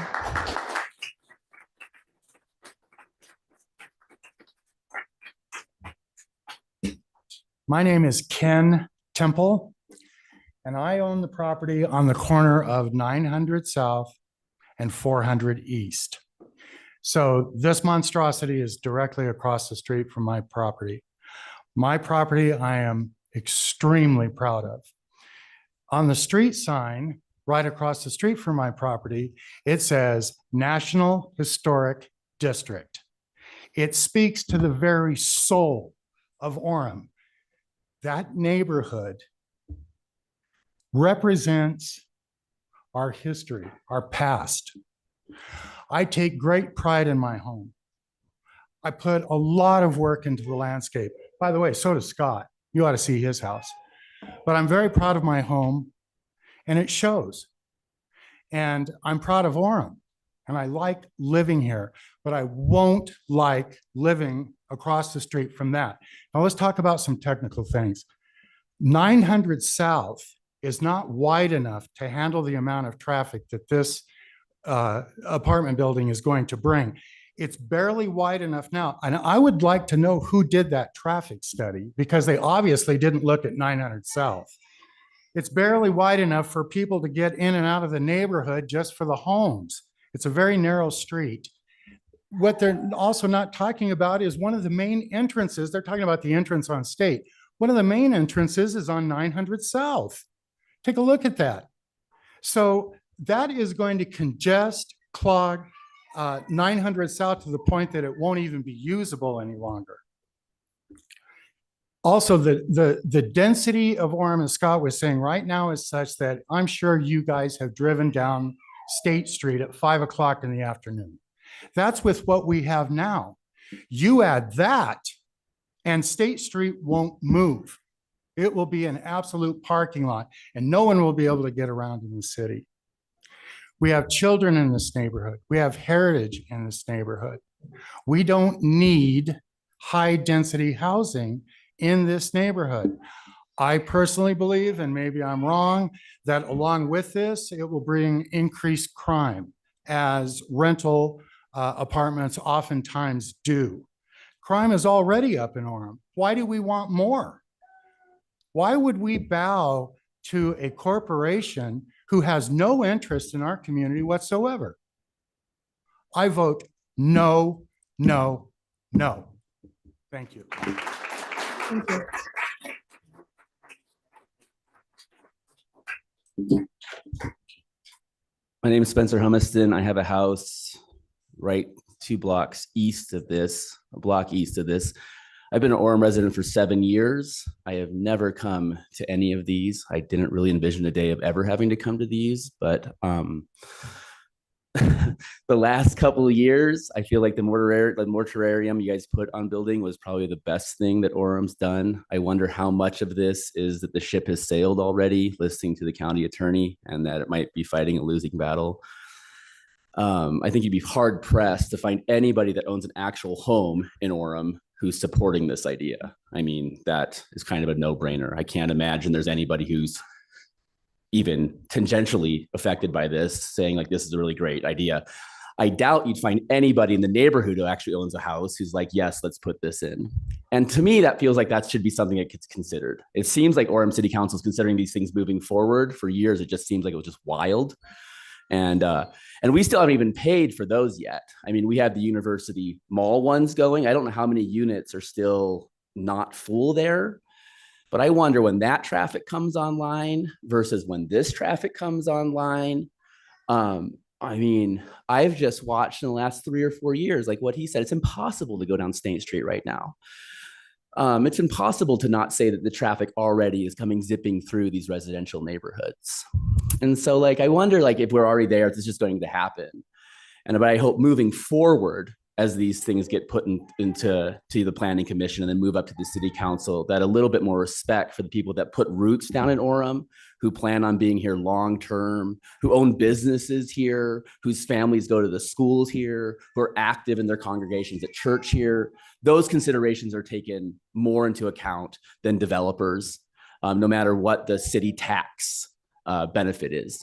So I can guarantee you that pretty much anybody in Orem right now would much rather see a cut, perhaps a small cut in city services, than to see more of these type of developments going in. I think that's about all I have to say on it. I'd be interested to see this. I guess there's another meeting on December 11th. Is that when it occurs before the city council?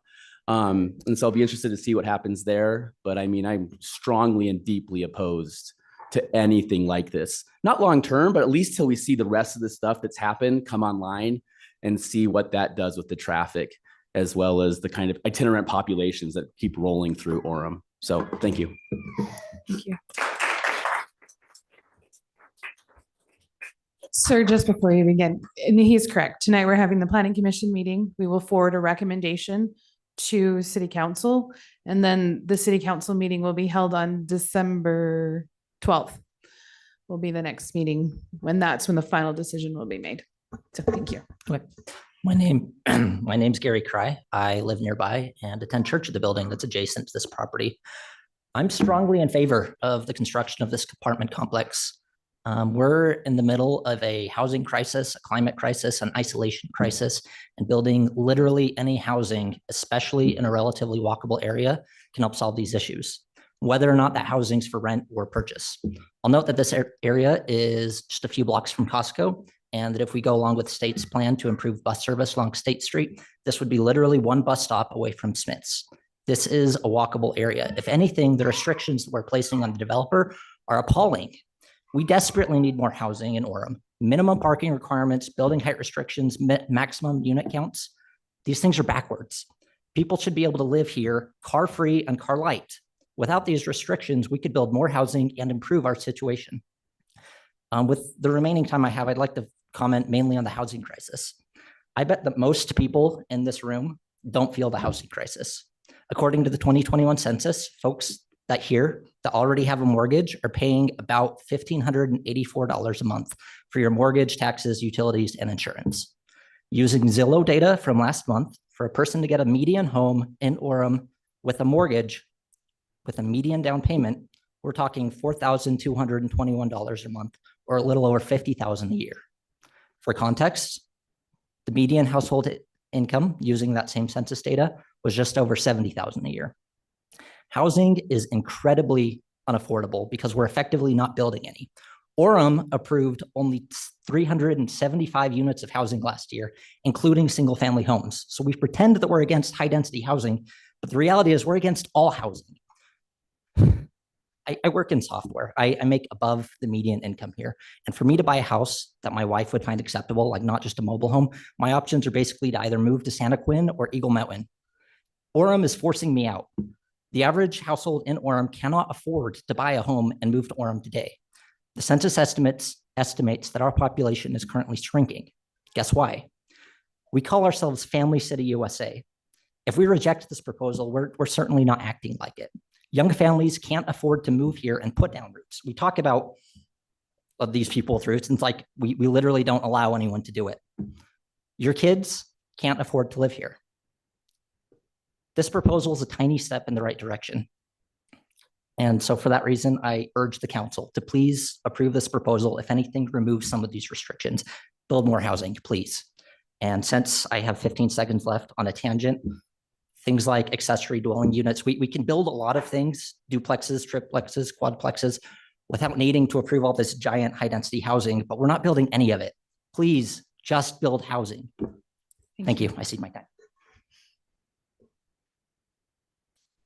Hello, my name is Cynthia Barlow, and I'm opposed to this apartment complex. Orem is a family city. We are proud to be a family city, and this does not encourage families.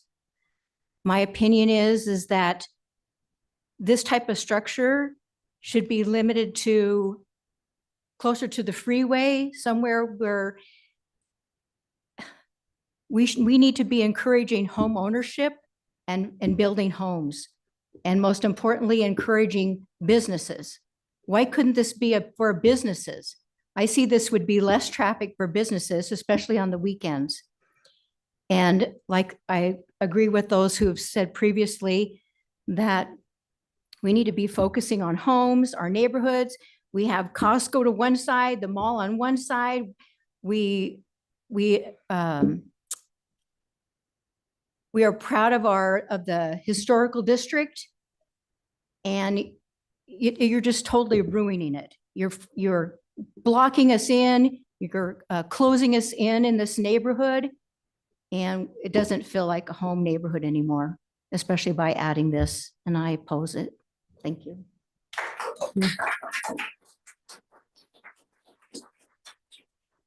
Hi, my name is Tammy Rodriguez, and thank you for the opportunity for us to voice our opinions. I live on 400 East, just south of this proposed unit. And my question, I guess I have a question more than a statement, is what is included in this traffic study? Because on a daily basis, cars who are trying to avoid the current traffic on State Street use my street as a thoroughfare at all times of the day. Did the traffic study include the speed of which these cars travel down my road?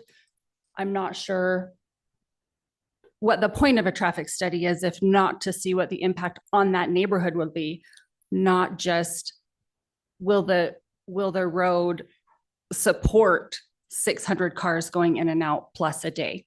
The second thing is, that's great that there's 600 unit or parking stalls for the units, but where are their friends and their other people that come to visit them going to park? If there is, are these units are facing out towards the road, and what's to stop them from parking along 400 East to get to those apartments? You talk about enforcement. We don't have the manpower for our public safety as it is to get done what we need to get done in the city. So asking them to enforce those things is a moot point because it's not going to happen. So my concern is the traffic, the safety, the speed at which these cars avoid State Street already. But if you're trying to tell me that people are going to wait in those lines to get into the State Street entrance at 5 o'clock on any given day, you're sorely mistaken. They're going to turn off State Street at 1010 South or 1070 South, and they're going to come through the neighborhood to get home. And they're going to be ticked that it's taken so long to get there, just like every other driver trying to get anywhere else on State Street at any time of day, because there's too much traffic. So my kids, as they're walking to the school bus in the morning with these people trying to get out of their homes to get to work on time, are more at risk because they're hurried. They're trying to get to where they want to go. There's not the infrastructure that is needed for those people, for this unit in this place. Same thing in the afternoon when these kids are out playing. There's little boys right on my street. They should be able to play in their front yard without worrying about someone in a hurry, not paying attention down a road that's already too busy. Adding 600 more cars every day is not feasible the way it's outlined. Having entrances on 900 South and 400 East isn't going to do it. Thank you. Thanks, guys.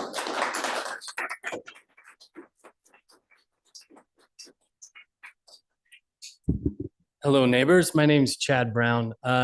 I live on the corner of 900 South and 500 East.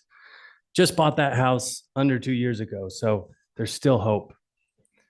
I have 3 kids, live there with my wife and 3 kids. My 10-year-old boy catches the bus on that corner of 400 East, 900 South. We send him out all by himself to go catch that bus. And I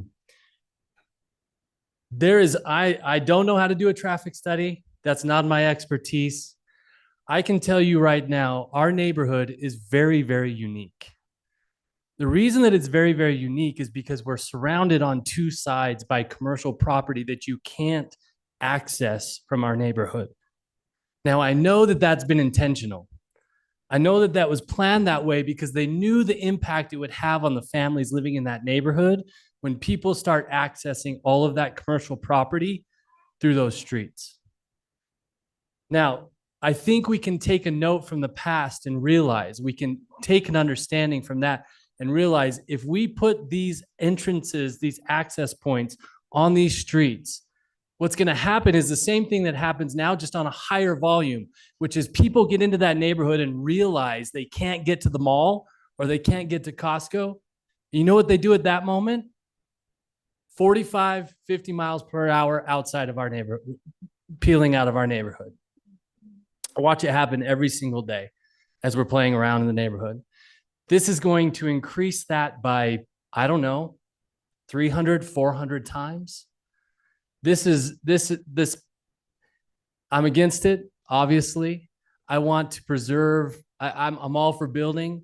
And I'm really, I think what we've done around Costco has been a really great addition to our community, but we don't know the impact of that yet. We have no idea because, like was mentioned earlier, it's not finished. And so let's take it slower. Let's see, let's be smart about this. Let's plan for our families. And if nothing else, we must eliminate the access points on those streets. Thanks. Thank you.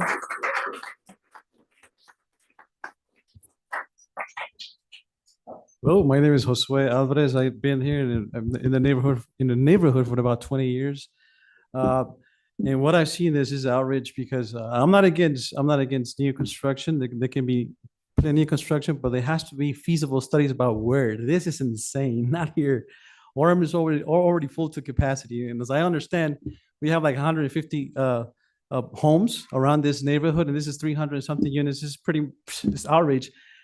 And about the feasible studies that actually prove my point, I don't need that. I have friends from different countries that come and visit me. And just by looking at this scenario, they're like, crime is going to go up. Drugs are going to go up. And they come from places where this happens all the time. So it is a little weird that this is happening. Why is this happening? It has to be stopped. So I have neighbors and they tell me this all the time. Prices are very high. And people can barely afford basements. And in these basements that are $1,500, there's 8 people living in those basements. And some of these people in the neighborhood can't even park in their own front yard right now without this. So without having this apartment, we're already having problems, guys. Where was that feasible study? Isn't that shameful that all people from different countries can see it without doing the feasible study? It's going to ruin the street. And I'm totally against it. I'm thinking, well, whoever is going to be the developer or the owners, do they have this scenario around their home? I'm pretty sure they're not. They probably have a beautiful neighborhood. They should put this stuff in their neighborhood, see how they feel. It's going to bring crime, guys. Right? It's going to be crime. There's nothing about it. More crime in Orem, we don't want that, right? More taxes. It's going to ruin us. We want businesses. That's what Orem needs because there's a lot of people in here. Businesses the taxes will stay here. We'll make the city stronger. That's what we need. So I'm totally against it. And I'm pretty sure 99.9% of people around the neighborhood are. Thank you.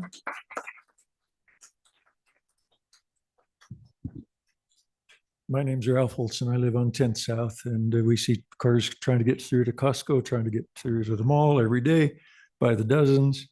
This would only increase that, so I'm obviously against it. But I want to talk about something else. I want to talk about the ratio, the configuration of the proposed development. If you look at the number of units, 79 units that are studio, you add the 1-bedroom units, you've got 210 units that have 1 bedroom or less. 2/3 of the units would not support a family. And if Orem City is supposed to be Family City USA, where is the provision for a family? In 210 of those apartments, if you had a husband and wife and one child, the child would have to be in the bedroom with the parents. That doesn't sound like Family City USA to me. There's only 12 units that are configured for 3 bedrooms. Wow, that's a pity.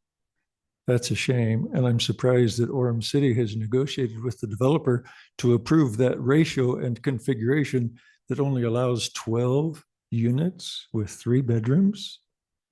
I'm sorry, that's not right. Thanks. Thank you.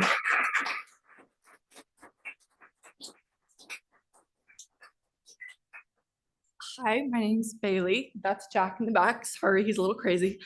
My husband and I, I'm Bailey, my husband's Carson. We bought a home in the neighborhood about a year ago. And let me tell you something, we're so lucky. We're so blessed to have this house, to be able to buy it. But it's not because of luck, it's because we sacrificed. This is one of the lowest priced neighborhoods in Orem. My friends, I graduated without any student debt. I started with a leg up, even graduating from BYU. I graduated with a leg up. Most of my beautiful friends will have a very hard time owning a home. I work outside of the home. I would love to be with my children. But the reality of this is, to have a hope of retiring, to have a hope of potentially growing my family, I have to sacrifice now. Things like this have a place. I love a walkable city. I love commercial real estate. It's a passion of mine, but there is a time and a place for it. This city needs not quite this high density of housing, but higher density housing. And like the previous gentleman before me said, most of these are 1 bedrooms. This is completely unlivable. And these rents are gonna be above $1,500. The average person today, my age, or who's even within childbearing age, is gonna be making around $60,000. In Utah, it is higher at 80, I will say. But life is really hard to afford, and I would love to give the opportunity of homeownership to a more average person, to somebody who's not a dual income household, who's making the money that we're making. A project like this is too much for what Orem needs. It's too much for what people like me need and people less fortunate than me need. I would ask the development company to reconsider, to add back that mixed media, to bring in businesses, and to add potentially larger units. Or alternatively, let's develop this into townhouses. Let's develop this. We need more density. We need more housing. It is what it is. But not this high density. It's gonna push down everything, and it's just unfortunate. And I feel bad for where we're going. And I would love to stay here in Orem. And a lot of people like me would love to be here in Orem, but we simply can't afford it. We simply can't afford to own homes and grow here. So that's all I would ask you to consider. Thank you. Thank you.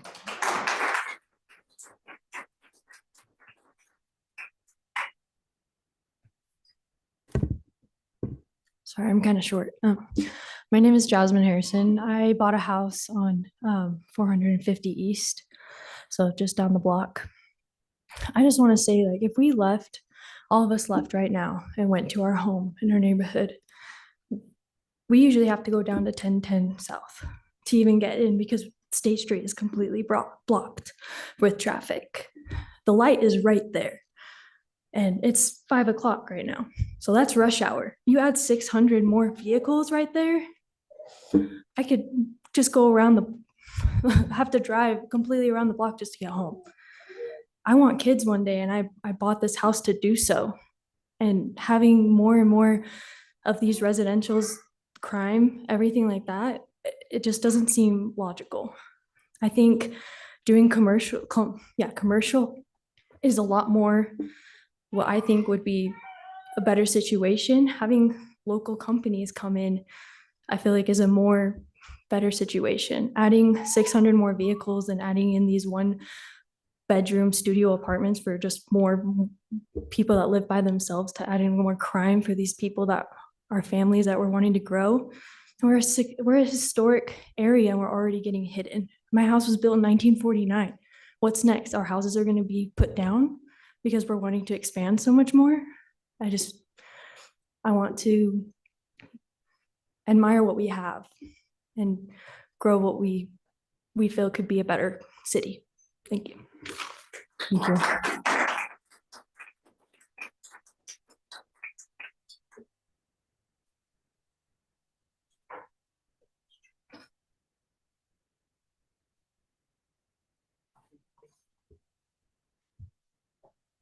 My name's Ken Hornberger and I live by here. The question I have for you, what I understood when he says, we don't know what units we're putting in there. If we're doing studios, 1 bedroom or 3 bedroom. So what, it sounds to me like it's a little too early for this plat. So I'm saying to you, why would you approve anything if we don't know exactly what the units are they're putting in there? Because you know darn well they're not going to put 200 1-bedroom units in there. So why would you guys even approve something that's not finalized? That's all I have to say. Thanks. Thank you.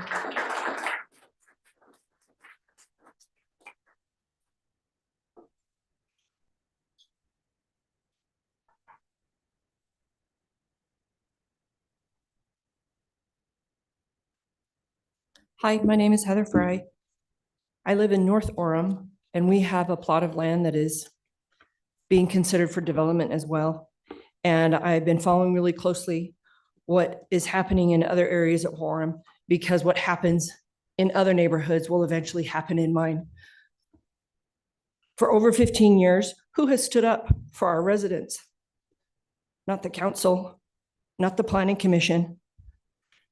There's a quote by a famous philosopher named Alexander Solzhenitsyn, and he says, "It is a process of short-sighted concessions, a process of giving up and giving up and giving up and giving up, and hoping that perhaps at some point the wolf will have eaten enough." I value the business that developers bring to Orem, of course. It's heart-wrenching to hear of the many residents who have been at the mercy of previous administrations. And I've been very grateful for the moratorium that was passed so that we can be able to be more thoughtful and considerate. Orem has, let me find the statistic, per mile in Orem, 4,825.5 people, all of you students who are getting pregnant. It is the 4th highest city per capita per mile in the state. Provo is only 32nd. Salt Lake is 58th. I agree with Gary. We need more housing, but we does not mean Orem. Provo needs to be a better neighbor. Linden, Vineyard, well, let's not even go with Vineyard. Linden, American Fork, Springville, they need to do a better job. UVU needs to be a better neighbor to the residents of Orem. They will not cap their admissions, even still. And we continue to accommodate and accommodate and accommodate. If you've ever heard of The Giving Tree by Shelf Silverstein, a tree loves a boy, and over the course of his life, the tree gives him all that it has: apples, leaves, branches, trunk. Near the end of his life, the tree offers all it has left, its stump. And the boy and the tree are happy. Orem has 5% left of land to be developed. Please do not let us turn into the stump of Utah County, where all we have left are rentals and students who do not invest in our community. Please allow us to protect our air, protect our neighborhoods, protect our infrastructure. Orem has given and given and given, and we will be left with nothing. Thank you. Thank you.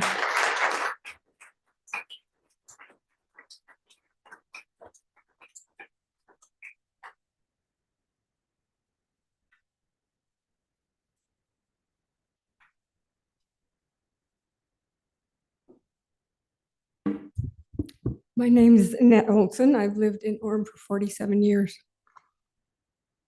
And I'm not very smart like a lot of people in here. I don't have a lot of statistics and things that I can tell you, but I can tell you that Orem has really changed in 47 years. It was wonderful before, but the traffic has become horrible. And since when did it become our responsibility to build more housing for other people? There are other places that you can go live, and people who can't live in Orem now, they can live further away. That's what happens. That's what people do. It's not our responsibility to build houses for them, apartments for them. We have 2 big universities, and they're full of students.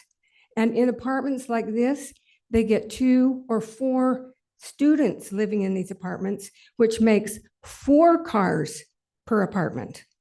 The streets are already totally full. And besides that, what is this about?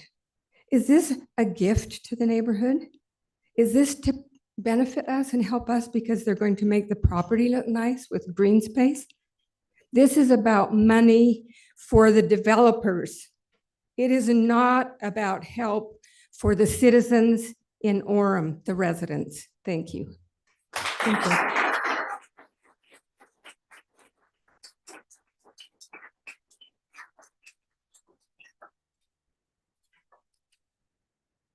My name is Bruce Palmer. I'd like to take 3 minutes or so. One about the past, one about the present, one about the future. In the past, I was reared in this neighborhood. I had a lot of good experiences, knew all the people, good experience, great opportunity and blessings. I can tell you story about the things that happened there and the good people who influenced my life. I love this area. My wife and I lived in a home at 486 East, 800 South in Orem, little brick 2-bedroom with a detached garage. Then Costco was approved. And Orem City said, hey, we've got to widen the street. So they came to us, got an appraisal. I don't know from whom, didn't argue it. Said, we'll give you 10% above this appraisal, and you can just go to wherever you want. Well, that was real helpful, but it didn't give us our home. Orem City did that. From the money of that, with a great 10% addition, we purchased a home that's now across the street from this development. 415 East, 900 South, but the length of it is on 400 East. If we had a schematic of this program, it would show that our home is a little domino at the base of it across the street. They have a screensaver in the prior meeting of a beautiful sunset. If this development goes through, we will never see any sunsets from our picture window. We will not be able to have any afternoon sun. There will be effects to us. Ultimately, they may have to widen 400 East. Whatever the projections are, the traffic is going to go on 9th South and 400 East, especially our street, because they have to get to the light to get a left turn on the state. That's the past. The current is that we have an opportunity to do some good if we want to. We love that area. We recently remodeled that home. We were renting to singles, and we were pleased. The rent came in, everything was good, but singles don't take care of a home as well as families do. So we decided, hey, let's go in and really fix it up, make it a nice home, waterproof wood floors. Holy cow. Anyway, let me get to the future. What happened, let me just tell you that I like the right development. The rights have rights, and we need to respect that. Orem City kind of clumped on them, and they're facing a possible lawsuit if this is not approved. That's going to cost a lot more than if we had a development that would be comparable to benefiting Crystal Acres, namely that having to do with doctors and hospitals. Thank you. Anyway, thank you.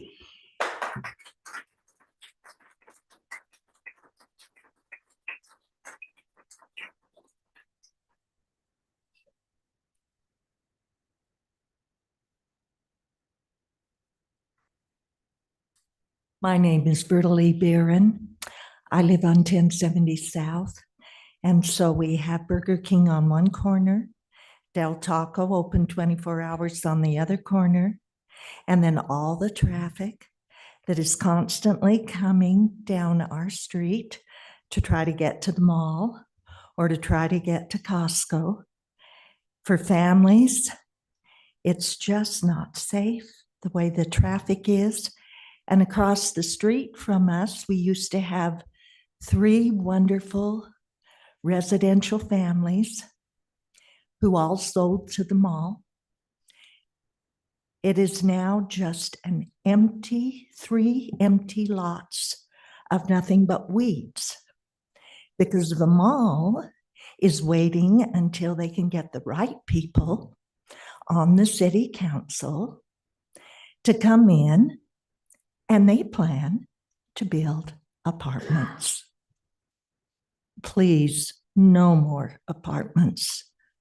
Please, no more apartments in our city, our family city of homes in Orem. No more apartments, please. Thank you.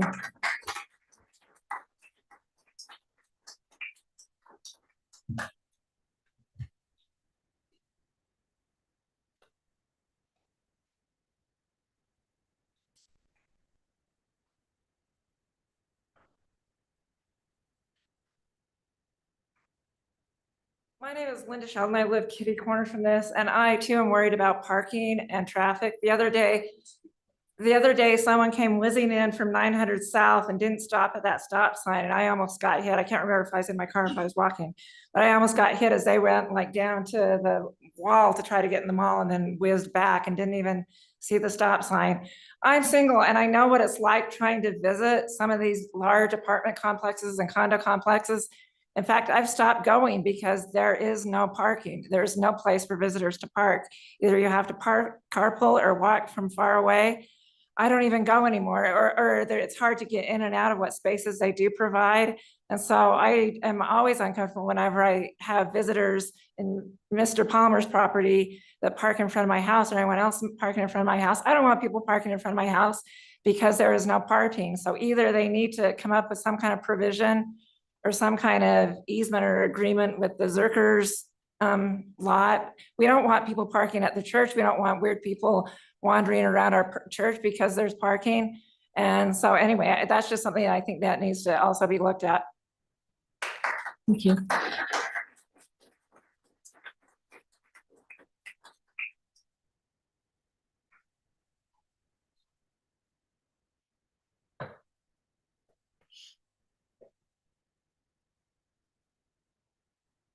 You've already had a chance. Yeah, that's my question. Yeah, sorry. Anyone else? Would anyone like to take this opportunity before we close the public hearing to come forward? Thank you.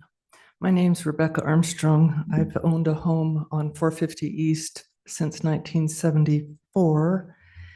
I would like to add my hope that the city will vote against having this high density apartment complex put in. I think that safety and traffic on State Street is the main consideration that is concerning as I try to make my way around Orem City. It seems to be very threatening to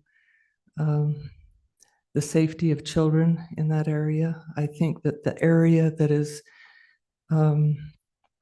listed as heritage is a unique part of Orem that I would love to see allowed to stay as kind of a beacon to what our city has stood for before. One other thing that I would like to bring up is that I think that it's an important thing perhaps to consider in our city to spread high density to meet the needs of housing further away from State Street. I think that's a viable concern. Another thing that I would say is that in the meeting that was at the Sarah Theater earlier this summer, where I think this gentleman here conducted it, is that right? There was something said, and I don't think I can say it in the same context of or language that he used, which was that each apartment would have an assessment that would be added to the city sewer system. But that's a consideration for that system. What about a consideration for the Orem residences in that area and those who are trying to make their way down State Street at crowded times of night? And I will end with one other thing that has really stuck with me because of that meeting at this CIRA. One of the end questions was directed to this gentleman here representing the rights. And someone asked him, if this came to your neighborhood where your family is, would you like it? And he just simply said, no, I would not. And I think that that says volumes about what the basis of these people speaking tonight have said in their vote against. Thank you. Thanks.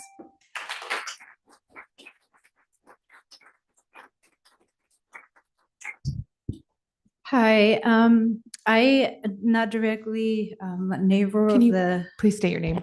Oh, Jessica. Thank you. Jessica, and I live on 800 North. But my concern is that I've been devastated about the closing of some of the schools, at least 3 schools already. And this building, this project, obviously is going to bring more families. And I think that, you know, regardless of if it's 3 1 bedroom or 2 bedrooms or 3 bedrooms, families find a way to have at least 3 kids in a bedroom. You know, there's large families. And so just overviewing this in the future, I think it's going to be very crowded schools as it is because of the closing of several schools already. I like to be involved in the schools where my kids are progressing. And so I see a lot of already vandalism coming in, and a lot of it's too much for one principal. And you know, I think it needs more I don't know, more help. And so I don't know if this is a project that could be maybe done, then it's going to be affecting obviously our schools that we have, because my nephews that are living in this community that where the place is going to be built, they go to Cascade, and I see the traffic every day. It's just very chaotic, just that school over there. Not talking about the others that have been affected because they have to accumulate more kids from the closing of the school. So it's just one thing also that we need to take into consideration. And if we have that space, why not make it something, I don't know, for the youth, because there's a lot of need there. That's all. Thank you. Thank you.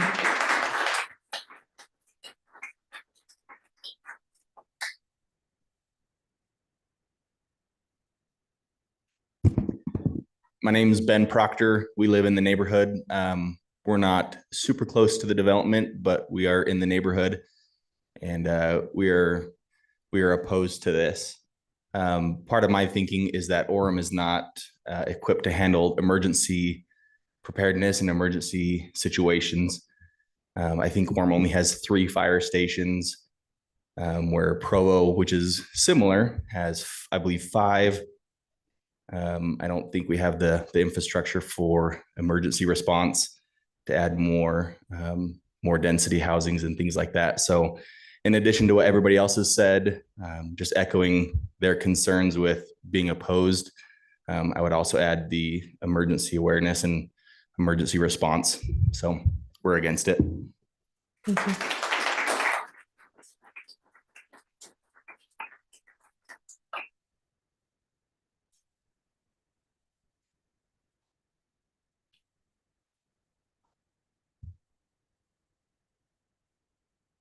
My name is Natalie Proctor. I'm very bad at these things, so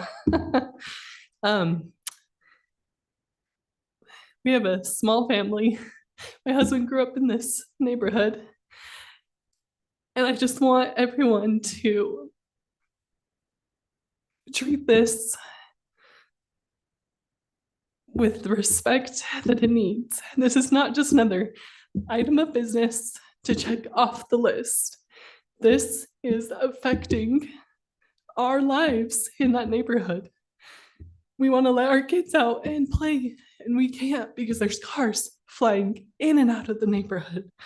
So this is not just something to, hey, let's check it off the list. That's what they submitted. Let's approve and move on. We need to fight this and get this very detailed, that every single item is thoughtful and considerate for the neighborhood. If there's no stopping this, we need to make it the best and the safest that it can be. There cannot be entrances and exits on 400 East and 900 South. We cannot be bringing that into our neighborhood. So I just, please, I beg and I ask that this is thoughtfully considered and not just a check mark on the list to pass through and just move on to the next thing. Please take a stand for this and respect us homeowners that have lived there. We live in my husband's childhood home. He's been there for 35 plus years. His family's been there even longer. We are the heart of the city. We pay our property taxes. Are these rentals? What are they going to do for this city, right? Please thoughtfully, carefully consider everything. Thank you. Thank you. Hello, my name is Shelley Farley, and I live in the neighborhood on 500 East. And I wanted to say I should have been more prepared about I don't know if there's still an idea to have track or the UVX go down State Street, north and south. But I think having this complex, I'm totally opposed to that if anybody is involved with that here. But it's already, State Street is already so busy, and to add all of these other cars is another huge effect. And I'm concerned about all the building that's going on, what Woodbury's doing over on 8th East and 8th South. And the McDonald's and all of those things that have already will jam up more traffic more, and just and we love the neighborhood. Phil, have been there, lived in the neighborhood for 29 years, and would truly hope you guys understand we want to keep our community the way it is. I totally am not opposed to building apartments somewhere, but I would prefer that it not be right there in our neighborhood. Thank you. Thank you.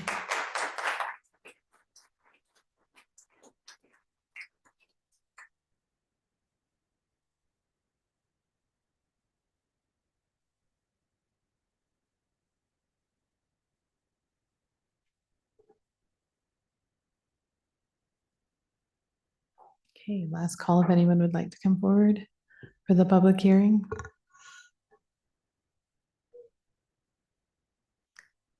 Okay, then we will close the public hearing at this time.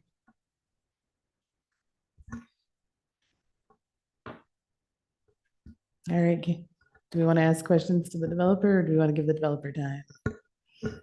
No? Any questions? I have a couple questions for the city. Okay, go ahead. Based on some of the Ask comments. How wide is 900 South compared to other streets?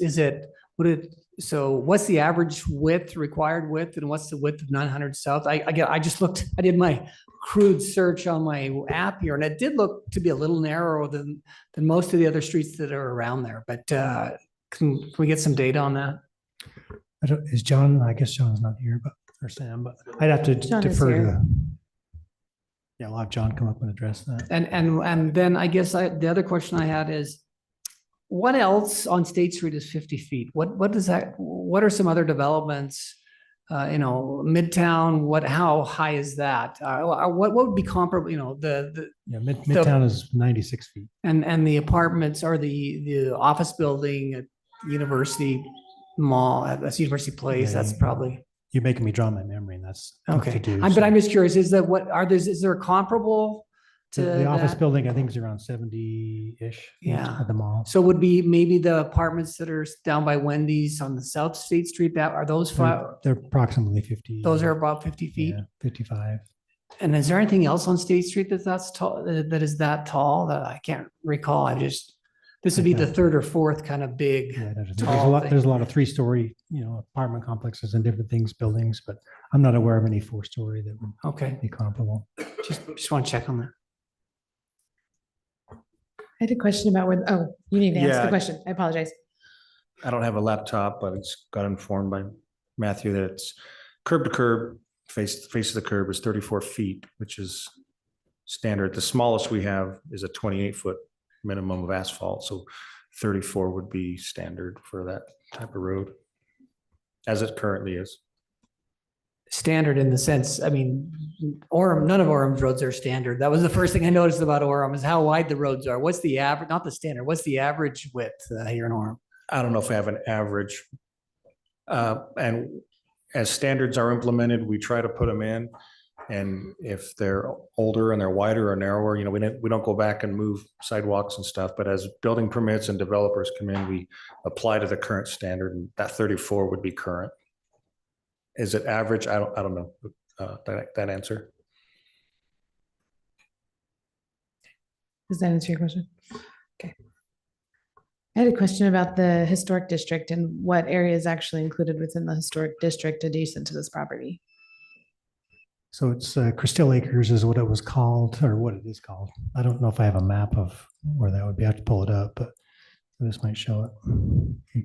We're not getting anything on our screens. So Crystal Acres, and then the neighborhood would have to tell me if I'm wrong, but it's this area. Jason, we here. can't see it. So I don't know. That's a tech issue. Can we turn on the?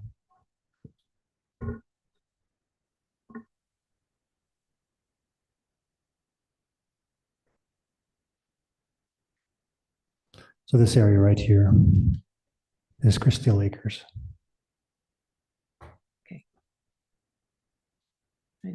I just know in our discussions, there's been several references to it. So I wanted to be clear where that was located. Any questions directly for the city? Any questions for the developer? Sure. In a moment, just give you half a second. Okay. And I wrote down questions that I had heard. Happy to address them if you'd like. If not, no need. please, I'll just if we start can from the- keep it brief though. Oh, super brief. Impact fees. Someone brought up a sewer impact fee that was mentioned. Other impact fees that Orem City will collect include water, water supply, stormwater, transportation, parks, fire, and police. So each unit will contribute to those funds. Why would you put in something not finalized in regard to the unit mix? My mistake. The unit mix is in the development agreement and would be solidified. Can you bring back the commercial? I believe the negotiations at this point, that probably won't be an option. Let's see, why would you build where neighbors don't want you? Unfortunately, it's par for the course in my job that often people don't want what I build, regardless of density or type of building, and that's understandable.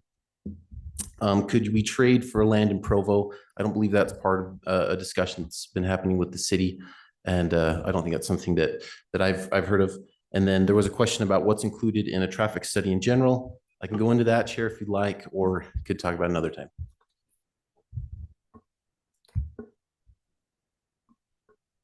Thirty seconds. 30 seconds on traffic. Generally, you look at each of the intersections and they take the baseline of where they're at now. The metric that is often boiled down to is what is the quality of each intersection? And then as you add the traffic of this particular development, does that impact the quality and by how much of each of those intersections? Initially, the intersections were quite poor, as has been heard throughout the comment period. And I believe there was one intersection that required a traffic mitigation change in order to not degrade its level of service is the standard. So anyway, I could answer questions of people after if they have that, but thank you. Okay, thank you. Okay. We can move to motion or we can have discussion amongst ourselves. Discussion.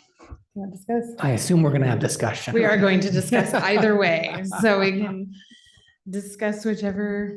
If someone wants to make a motion, we can make a motion at this point. Just a quick question to Yeah. the city. Has it ever happened where because of a traffic impact study, a project did not go forward?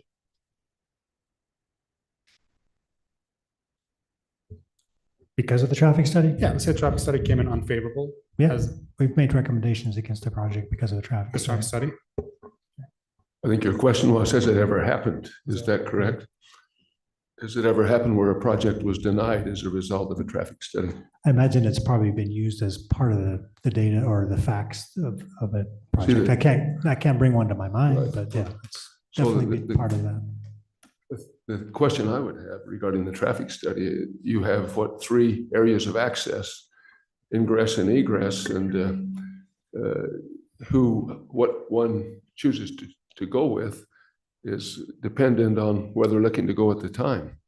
So to me, it would be quite hard to predict just in a given bottleneck location, just which one of those 3 that someone would choose. So. Right. Yeah, Jason, is it safe to say that we have rejected traffic studies or there's been developers not satisfied with what we have wanted and therefore they've withdrawn their projects and haven't even moved forward before it's even got to planning commission? Yes. I mean, that's very common. We don't want to bring projects to you that don't meet that need. And maybe to talk a little bit about traffic impact studies from a non-traffic engineer's perspective. They are professional engineers that are hired to do these studies by developers, and then our professional engineers review them to make sure that we don't see any issues with them. Typically, our staff always finds issues with them, and we ask for corrections, and we submit and ask them to do better data and things such as that. And so our staff, I don't think John reviewed this. John's fairly new to us, but Paul Goodrich, our former traffic engineer, we hired to review this one for us, I believe. Is that right, Jason? That is correct. But John has reviewed it, but I don't know if he's studied it in depth like Paul did. Thank you.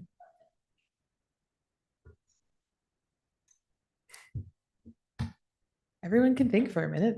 This is complicated. No. This one's difficult. I'm very, this development makes me angry and I'm very troubled about this, to be really honest. I think I'm upset that the prior council, prior city leaders, prior city administration for bringing in the State Street Master Plan.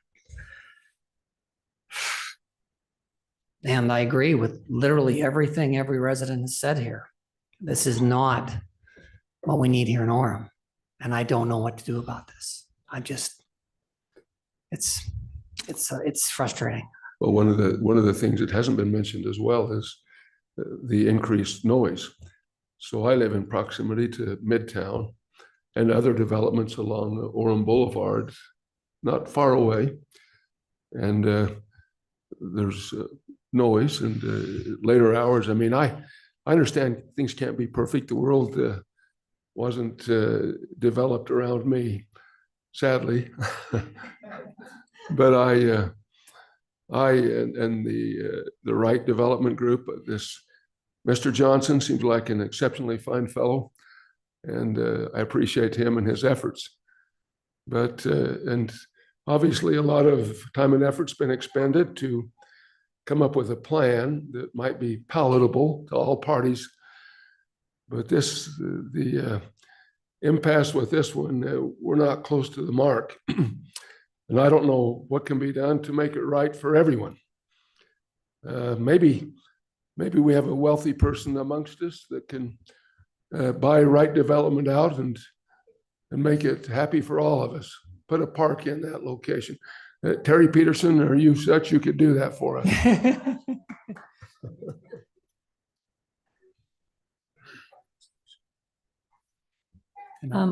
I'd like to make a comment. I haven't heard this comment made, but I am concerned about it. And I'd like to address the young gentleman who did say that we need more housing. And you're absolutely right, we do. But for those of us that are a little bit older than you, we also realize the importance of owning something.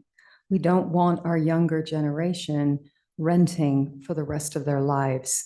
America is built on the backs of home ownership, and this is what we want for our younger generation. I think I could get behind this if this could be owned by people. But the thought of your generation paying rent for the next 20 years absolutely breaks my heart. And it is not the right solution. We have to look after you as well. Well, and to tag on to that, some of these apartment buildings that have been built in Orem, I've been and visited, and show me what you have and how much it costs. And it's not affordable. I mean, it just isn't. Then I've gone to websites to see what the residents say of some of these dwellings. And of course, some people complain no matter what, but the difficulty to find a place to park is the primary concern that most have. And it's obvious to any of us that travel the streets of Orem that traffic is a problem. Now, I grew up on a farm in Idaho. If a car passed our house in the course of a day, we were grateful to see someone. But it's not quite the same here. and it can't always be that same way. I know that it can't. But when you're on the roads and you wait and wait and wait, it can be quite frustrating.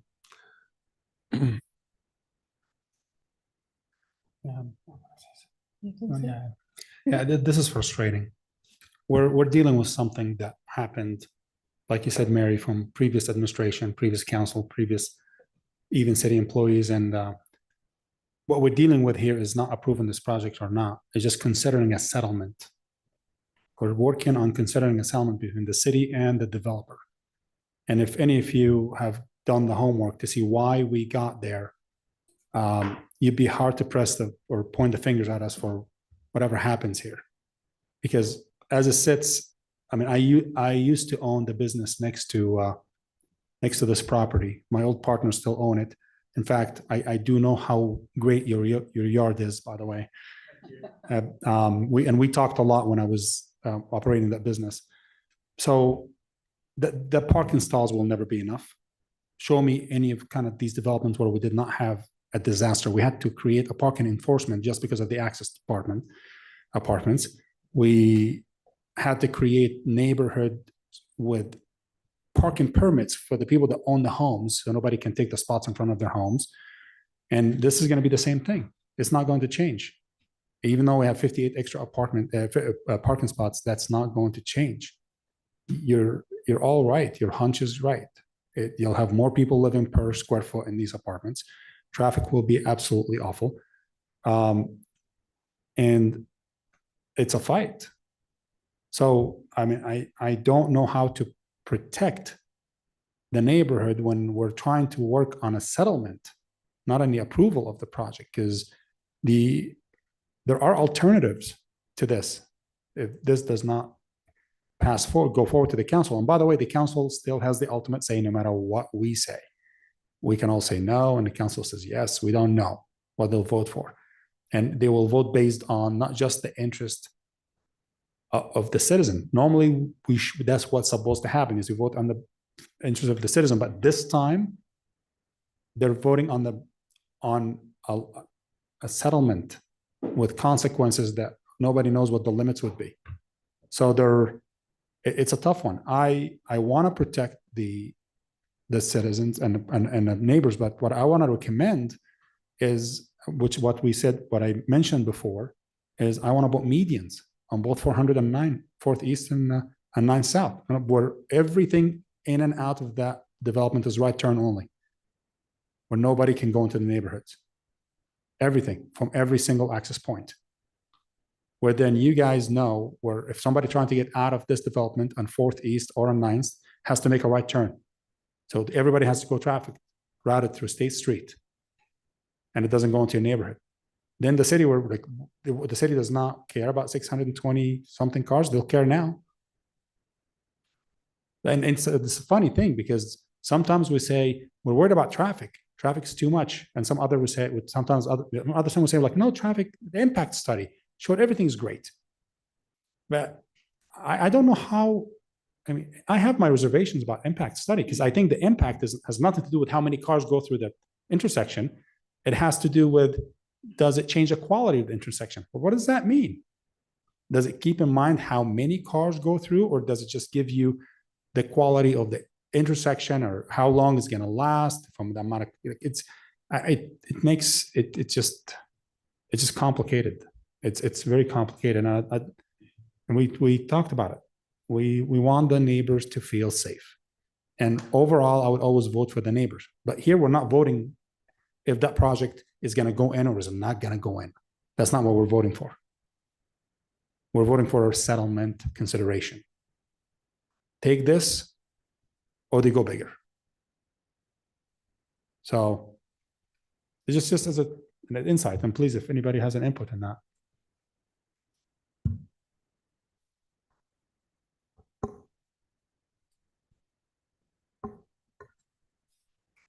Sorry, can we make, when we make the recommendation, if we make the recommendation for three things, the 2 medians and resident parking permits, where the enforcement could be as a part of the settlement. I mean, if it's a settlement, I want this to be just like the access, where all the neighbors of the access have their own parking permits, where anybody else parks outside gets towed and fined. And it's been, that has been effective. And by the way, when we say enforcement, how many actual parking enforcement officers do we have? 2. For a city of how many people? It fluctuates. It would just give me a good number. 90,000, 100,000? 98,000. 98,000. 2. That's one per 50,000. Well, a year and a half ago, we had 0. So 2's better. I know, but we also brought all this. They only crap need to in drive us. around the high density, so. Yeah, well, they actually have to get called places, but we brought that ourselves. I mean, They we've- cover citywide, so you know. Yeah, they cover the whole city. Yeah. So it's a joke. It's an absolute joke. 2 for 100,000 people. How many complaints do we get daily about high density residents parking in places where it doesn't belong to them because either they don't want to pay for it, or they just like the access. By the way, the access is a black smudge in the city's history, by the way. So that you'll never stop hearing about that from us. The access, the midtown, all the parking issues, all the partying, all the reports for the police reports that they have to respond to there. All these are now present statistics. They're not just, we're going to just make that up so we don't get another apartment building. So that's just my 2 cents. Am I correct with the traffic studies that the focus is specifically on the intersection and not what's happening on the individual roads, specifically here, 4th East and 9th South, and how fast cars are going through and all of those kind of considerations? Yeah, so they do include intersections, but they typically include road segments too. The question is quality of life. What's acceptable? Some cities, I think Provo has a standard. If it's under 4,000 cars a day, it's acceptable. If it's 4,001, it's not. I lived in Reno. They did the same thing. 3,500 trips a day, cars per day on the street was the limit. And if a traffic study twitched over that threshold, it was considered detrimental to the residents. And so being on a grid system in Utah, it's tough because everybody's cutting through everything. And so they do include that. Speed isn't always looked at. It's usually a special request. Clearly we're not going to go look at State Street and look at speed. But that can be done on residents, roads, and anytime. We have the capability to get speeds internally and look at it. Mm-hmm. If the traffic study doesn't show that, they typically don't include speeds unless requested. What is the acceptable limit in Orem? I don't think we have limits. We haven't established a number of cars per day.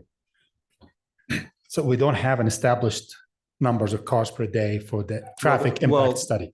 There is from how many cars you can fit on a 2-lane road, but you don't want that.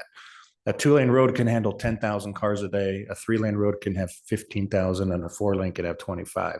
But you can't tell residents, oh, there's less than 10,000 cars a day, so that's okay. They can physically drive down that road, but that doesn't mean it's comfortable. So there's a threshold number that we as a city would have to come up with that's fair. And I only know 3 cities that have it locally, but There's the traffic operations element, which were how many cars can you physically get on a road, just like a freeway? And then how many is reasonable that's not damaging the quality of life. And so it's definitely less than 10,000, more than 1,000, somewhere in between. But there are things we could do to establish that. Thank you. Can we see the motion, what we're trying to, I'd say positive or negative recommendation to city council. are we? So So this is we're the moving on the recommendation. proposed The settlement. proposed agreement. settlement. Yep. Yep.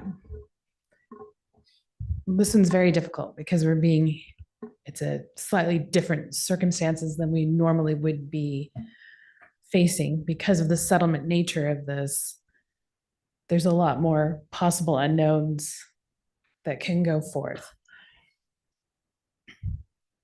And we can choose to look at this and say, this is the project before us. How do we feel about it? And do we say that this is okay going forward or not okay going forward to city council? You can think of it in the grander terms of that this is part of a proposed settlement. But I think it goes without saying that the general gist I'm getting is that there's some severe concerns about this. Well, fundamentally, this is ours to consider and recommend. And candidly, if we were all in favor of it, the city council could vote against it and vice versa. So it's all in the hands really of the city council to decide this. I don't know if there are other alternate considerations that could be crafted between the two parties. We've gone down this path, approvals have been granted, and now we are where we are. And the smart people have been talking to kind of come up with some sort of a palatable solution. And I guess at this point, this is the best that they can agree upon. Gary, Yes. I have a question for you. Okay. Give us your point of view on this. This is a recommendation to consider a proposed settlement agreement. And there have been a lot of back and forth between the city's attorney and the developer's attorney. If the city felt they had a better chance, would they have considered the settlement? I have not been involved in the negotiations, but typically when you're looking at litigation, there's uncertainty, and there's always uncertainty. Anybody who tells you you've got a absolutely ironclad case and you will win, be careful, because there is uncertainty when it comes to litigation. And because of that, you always try and take a look at litigation and whether it can be resolved short of having a judge or a jury decide an issue for you. And because that typically tends to be all or nothing. And if there's some sort of compromise that can be reached that both sides can live with, then that can be a possible solution that the parties could decide to enter into. In this case, you have a proposed settlement agreement in front of you with a project that goes along with it. And the council is looking to you to give a recommendation to them. Your recommendation could be, we think this is a great settlement. We recommend that you accept it. Your recommendation could be, we think this is a bad settlement, that this project is not worth it. So you could recommend to the council, don't accept this settlement agreement. Or you could do something in between, that perhaps this settlement agreement would work if it had some provision to deal with traffic in the neighborhood. I've heard a couple of people mention that in their testimony tonight, and the Planning Commission mention it. So maybe there's something, someone mentioned also medians, that medians would be put on 9th and 4th. I don't know that the city engineering has had a chance to look at that and whether that's a good approach, but that would be an example of making a recommendation to accept with conditions. And that's typically when any project comes in front of you, say for a rezone, you can recommend to the council to rezone, to not rezone, or rezone with some conditions that might make it better for the community. Okay. Was that helpful at all? Yeah, and it was helpful. It's not just for me, but also for the neighbors. But the next question is: has it been determined that the moratorium was right or wrong to do for this project? To my knowledge, there's not been a determination in court on this. I don't know for sure. I haven't been involved with that. Steve, are you still on the phone or on Zoom with us? Yes, I am. I can speak to that. So, no, there hasn't been a final determination on that. There is a motion that's for summary judgment that's been filed by Right Development, asking the court to declare or render judgment that the moratorium was invalid. But that has not been decided. As Gary has kind of indicated, we are in the process of trying to see if there was a settlement that could resolve this case short of it having going to the judge for final determination. And as Gary said, in any litigation, there's always risk. There's risk for both sides, and in this proposed settlement agreement, both sides are not getting exactly what they want. Both sides are making concessions to the other side because I think both sides recognize that the outcome of the case might not go their way. It might go their way, but neither side knows. And so to avoid the risk of what might happen, in this case, if the city were to not prevail, something more impactful and worse for the neighborhood could go in there. And so that's why, we have talked about a proposed settlement to find a compromise that would be less impactful on the neighborhood than what was originally proposed. Because again, the risk to the city is that if the city were to lose the lawsuit, then there might be something worse that goes in than what is being proposed in this compromise. And from Right Development's perspective, I think they're looking at the compromise that if they lose, with this if they lose, they might not be able to do any residential project at all. And so their interest is, well, maybe we're willing to agree to something that's a reduced scope project, and that mitigates their risk. So again, both sides, have an interest in reducing their risk and looking for a possible compromise solution. Thank you. Now that answers my next question would have been for the developer. If you knew you're going to prevail, why not go all out? Yeah, but if you mean, it's the same thing. You're just going to be taking a chances at court, because if I was a developer and I know I had an ironclad case, I would go 97 feet. I'm in the same boat as Gary. They didn't invite me to the party when those sensitive negotiations happened. I suspect it's what Steve said, risk mitigation. Not sure. And the old State Street Master Plan allowed for what height, Steve? Jason? In this area, I'm trying to think next to the residential. I should look at it, but some parts of it were unlimited, some had a cap. It was unlimited for that neighborhood. Yeah, and didn't it step back as it got closer? There was some setback, issues next to residential. But they could have just elevated it or cascaded it into whatever they want. That was one of the things we disliked about the stage. Yeah. And if this serves as anything, it serves for all of us to be very aware who you vote for. And currently, let's say this does not get considered, what can be built on there residentially?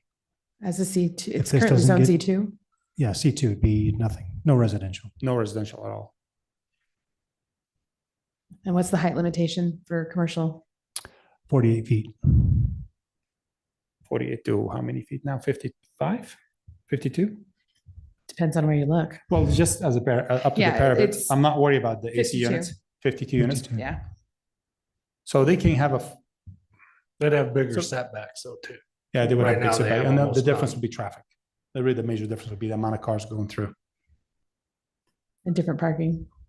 Correct. Parking would be Thank you. different. So does Right Development have similar properties elsewhere? And where are they? By similar, you mean other residential projects? Yeah, apartment complexes such Yeah. as this one that's proposed. Mhm. Yep, we have a number that are completed, under construction, and are exciting meetings that I get to attend. And I think we have as far north as Chubbuck down to St. George, and just speckled all throughout there in between. Cedar Chubbuck in City, Idaho to Heber. St. George, Utah. Idaho. Yeah, that's right. Yeah. Yeah, we're trying to get those cars past that farmhouse. So you've been to similar meetings where you've been the object of some amount of scorn, correct? I've never had a neighborhood I liked more than this neighborhood, but yeah, I've been to a number of these types of meetings. So you hear the voices of the concerned citizens that have expressed their heartfelt feelings and on other occasions. It's a tough situation. Reasonable concerns, great people, absolutely. If there were, and you're not the one that calls the shots, so you're just here to represent the organization. Yeah. I'd like to think I'll call the shots someday, but yeah, on this right now, I'm not calling any shots. That's right. You know, you could be the most popular man in Orem if you could craft some solution that's palatable. Yeah, that's fair. That's fair. I'm a Utah State guy though, so I don't know that I'd be popular in Orem either. You're an Aggie? Harvard of the West, yeah. Well, I went there my freshman year until I saw the light, and then I transferred down this direction. Nobody's perfect, James. I have a bizarre question, and I don't know who in this room would know. How many employees did Meadow Gold have, and how many cars were going through the neighborhood back then? Is there anyone who? Yeah, could answer I that? remember. I was operating the Oh, business next yeah. door, How big of Yes. an operation was So it? they had that little parking strip on State Street that hosted about 20 cars. And then they had inside the operation more parking, but it stunk every day at 4:30. It was the worst smell I've ever smelled. I mean, customers would not even get out of the car, get back in and leave just from the smell of all the spoiled milk and ice cream they put in the dumpster right there. So they had about maybe 50 cars? Not that many. Not that many. Okay. Not that many. It was interesting. I didn't feel the impact of the traffic that I felt the most is when the call center was in the building next door to it. It was not from Meadow Gold. There was a call center just operating not too far around. That was the biggest impact because those guys will park all the way, including the 9th. And once you put park two cars on the street, it's a one lane. You can't exchange.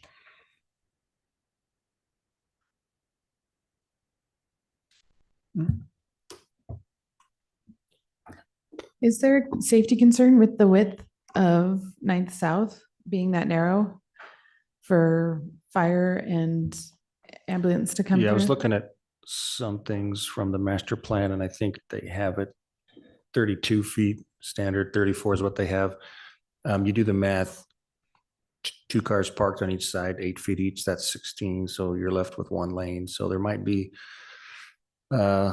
justification for restricting parking. If you do put a median in, you're taking a couple feet out of that also, plus just the buffer zone. People can drive on a stripe, but once you put that concrete, they actually buffer another 2 feet.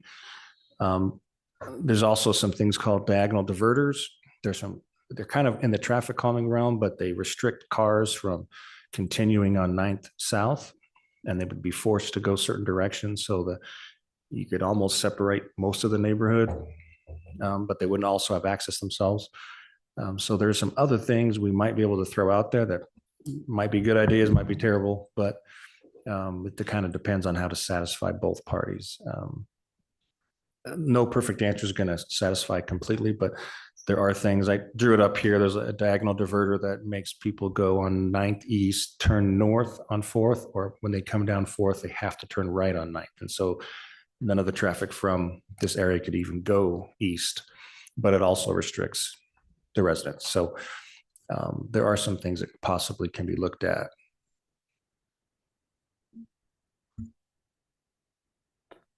Question? No, Okay. no, just Mike?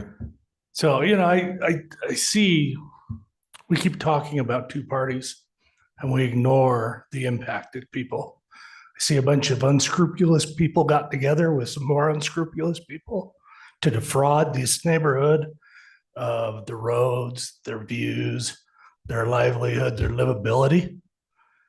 It's just disgusting, to be honest.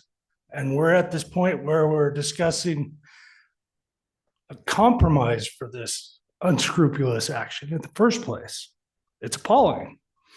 I can't get on board with it. So I'd like to make a motion that the planning commission consider giving a negative recommendation for the settlement agreement to the Right Development Group and on the property of 841 South State Street. okay. Well, There's someone needs to second it. Or well, Yeah. have we? Well, we can think the still motion- discuss. We Yeah. can still discuss after, discuss. because what it'll become is that we're putting Well, forth a my- negative. My take was like, I agree with you, Mike. It's awful. But if we, horrible. if we're gonna go through Horrible. this and we want to leave it to the council, We don't take two wrongs and make a third because we're afraid of the consequences. We do what's right. We do what's ethical. And this is not ethical in my mind. You're basically granting these two roads as private drives and destroying the livability of these neighborhoods. You've destroyed their views. I mean, Woodbury's been harassing these people for decades. abusing. They're abused. And honestly, the city's done nothing but help them. It's appalling. And It's by time the they get a way, reprieve. it's the same neighborhood that they've been harassing Absolutely. Woodbury. So I second the motion. Okay, so there's a motion on the table for a negative recommendation for the planning commission, sorry, to the city council on this item. Any further discussion? Okay, so if it's now a negative, do you vote yay that it's a negative? Yes. If Yes. you are Yeah. against it, you vote yes. So- If you're for the settlement, you vote no. I can signal how I'm going to vote before. Or do you want me to signal what I'm No. going to do or not? The question is, do we feel we need further discussion? And if we do, that's fine. Now we'll We leave. can keep talking. Or if No, you we'll think leave we're it at the ready. feet. We'll leave it at the feet of the council. But as far as Yeah. we feel like. So yeah, I'll vote if you want. And I would, I just haven't had a chance to talk. okay. Just one more. Did we have a second? Yes. Yes, Jerry. Oh, Jerry just okay. seconded it. Jerry seconded it. Yes. Okay, so on the motion, it's a motion to Negative. forward a negative recommendation to the council on the settlement agreement. So if you're voting yes, in agreement with the motion, it means a negative recommendation will go to the municipal council. Sorry, I haven't had a chance to speak. This one's really difficult. There's so many aspects of this. And I have spent weeks trying to decide on this one. And my gut says something's, I don't know. I think we're ready to vote Well, because I'd love to just have it. I mean, I'm not against developers. I'm not against high density at all costs. There is a place, time and place for high density, but fundamentally changes the character. So the problem is this, if I was voting on this and say this fundamentally changes their neighborhood, the answer is absolutely no, but we're not voting on it. If it We're was- voting on a Yeah, settlement. we are. If it was simply that they were coming forth and it was a C2 and they wanted us to do a PD zone for it, I think there would be no question. No It would question. be- This No, it we would be give a negative unanimous. recommend, it'd probably be a unanimous negative recommendation. But you Right. throw in the fact that what we're trying to decide here is this compromise sorry, as I attack a different mic, if this compromise is in the best interest of the city. Yeah. And that's what we're looking at right now. Well, And the problem is the settlement doesn't seem to be too much of a compromise. They're getting 19 less units. Yeah. So whether you give them the full one or this one, there's still a traffic problem. It's true. The outcome may not be significantly different. I would concur with that. I think that a better settlement can be crafted, but who am I to say that? I've not been involved in the discussions, but it seems to me that something more palatable could be agreed upon. And I appreciate the fact that this has gone on for some protracted period of time, and Right Development, I'm sure, wants to move forward with something because they're invested heavily in this. But I would hope that something that could be more palatable than this. This just doesn't seem to fit. Now, forwarding a negative recommendation to the council, how can we send them our notes that if they decide something different, I'd like to see medians in there still? We could also ask Mike if he wants to, I mean, with it being negative, it's a little strange, but we could add, if Mike's willing to amend, that there's a recommendation that mediums be added. So you could just. I said I could. As a comment, you could add that comments and they do get the minutes and we could do that as part of the presentation, that these are the recommendations. If they chose to do that, beyond the recommendation of no, you could add, not in the resolution, but as comments that maybe consider ABC. Medians and instant. And that could be added to specifically to the minutes itself. Or even a different configuration of the number of family units, 2-bedroom, 3-bedroom, that sort of thing. I mean, fundamentally, what it sounds like everyone keeps saying is, there's some aspects we could discuss. And there is a lot of space in here that much more negotiation could go into for specifics and decisions. But I think we need to think a little more broadly, like, are we for this settlement? In this case, we're now are we going to forward a negative recommendation to the city council? That was probably Steve. I think the thing before you tonight is this agreement acceptable or not? Yeah. That's really the question. Yeah. I mean, we can nickel and dime it. We could say, let's add this, let's take that away, let's do that, let's that. But ultimately, this is kind of where it's at. And yeah, a lot of those are for the negotiators, not for us. Mm-hmm. And if the city doesn't prevail, it's 19 more units. And not much to. And commercial. Sorry. And commercial. 19 more, at if the least city doesn't get sales prevail, it's tax. 19 more units in commercial. Yeah. So. But just like he said, commercial tends to not like to rent under residential for parking issues. So wait, the commercials don't want to buy from you because parking problems? Hence the flaw in the master plan. Perverse. Was that a question? Sorry. Was that a direct question? No, it was, yeah, commercial doesn't want to buy You're because good. of parking problems. That's just vertically integrated commercial struggles with hidden parking. Yeah, thank you. I have to address how kind you've been even through all this, so thank you.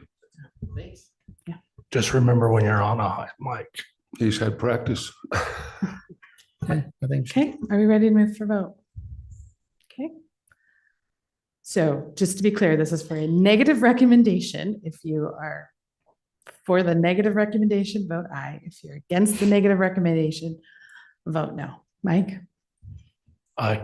Aye. Aye. Aye. Aye. Aye. I will abstain. And I was going to abstain no matter what, positive or negative. I want council to make the decision. It's the same thing. Yeah, Sure. same thing. Doesn't matter either way. Yeah, doesn't It's your matter. choice. Yeah, that's your choice. Thank you. Then that is the negative recommendation passes. I'm gonna get this started. Thank you. Thank you overall for your orderliness and coming forward and your civility and your comments. That is appreciated. We know it's difficult to come before a body and speak to us. So thank you. Okay, item 4.1, review and approval minutes from November 1st. I make the motion to approve the minutes from November 1st, 2023 meeting. I'll second. Okay, Helena Mike? seconded. Mike?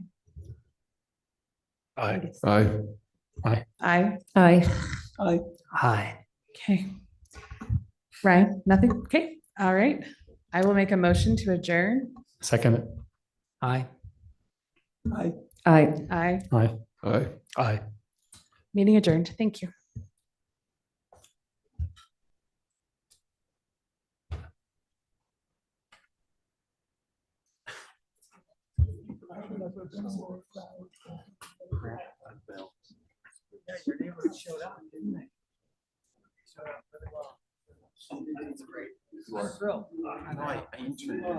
So, Murray, why did you abstain?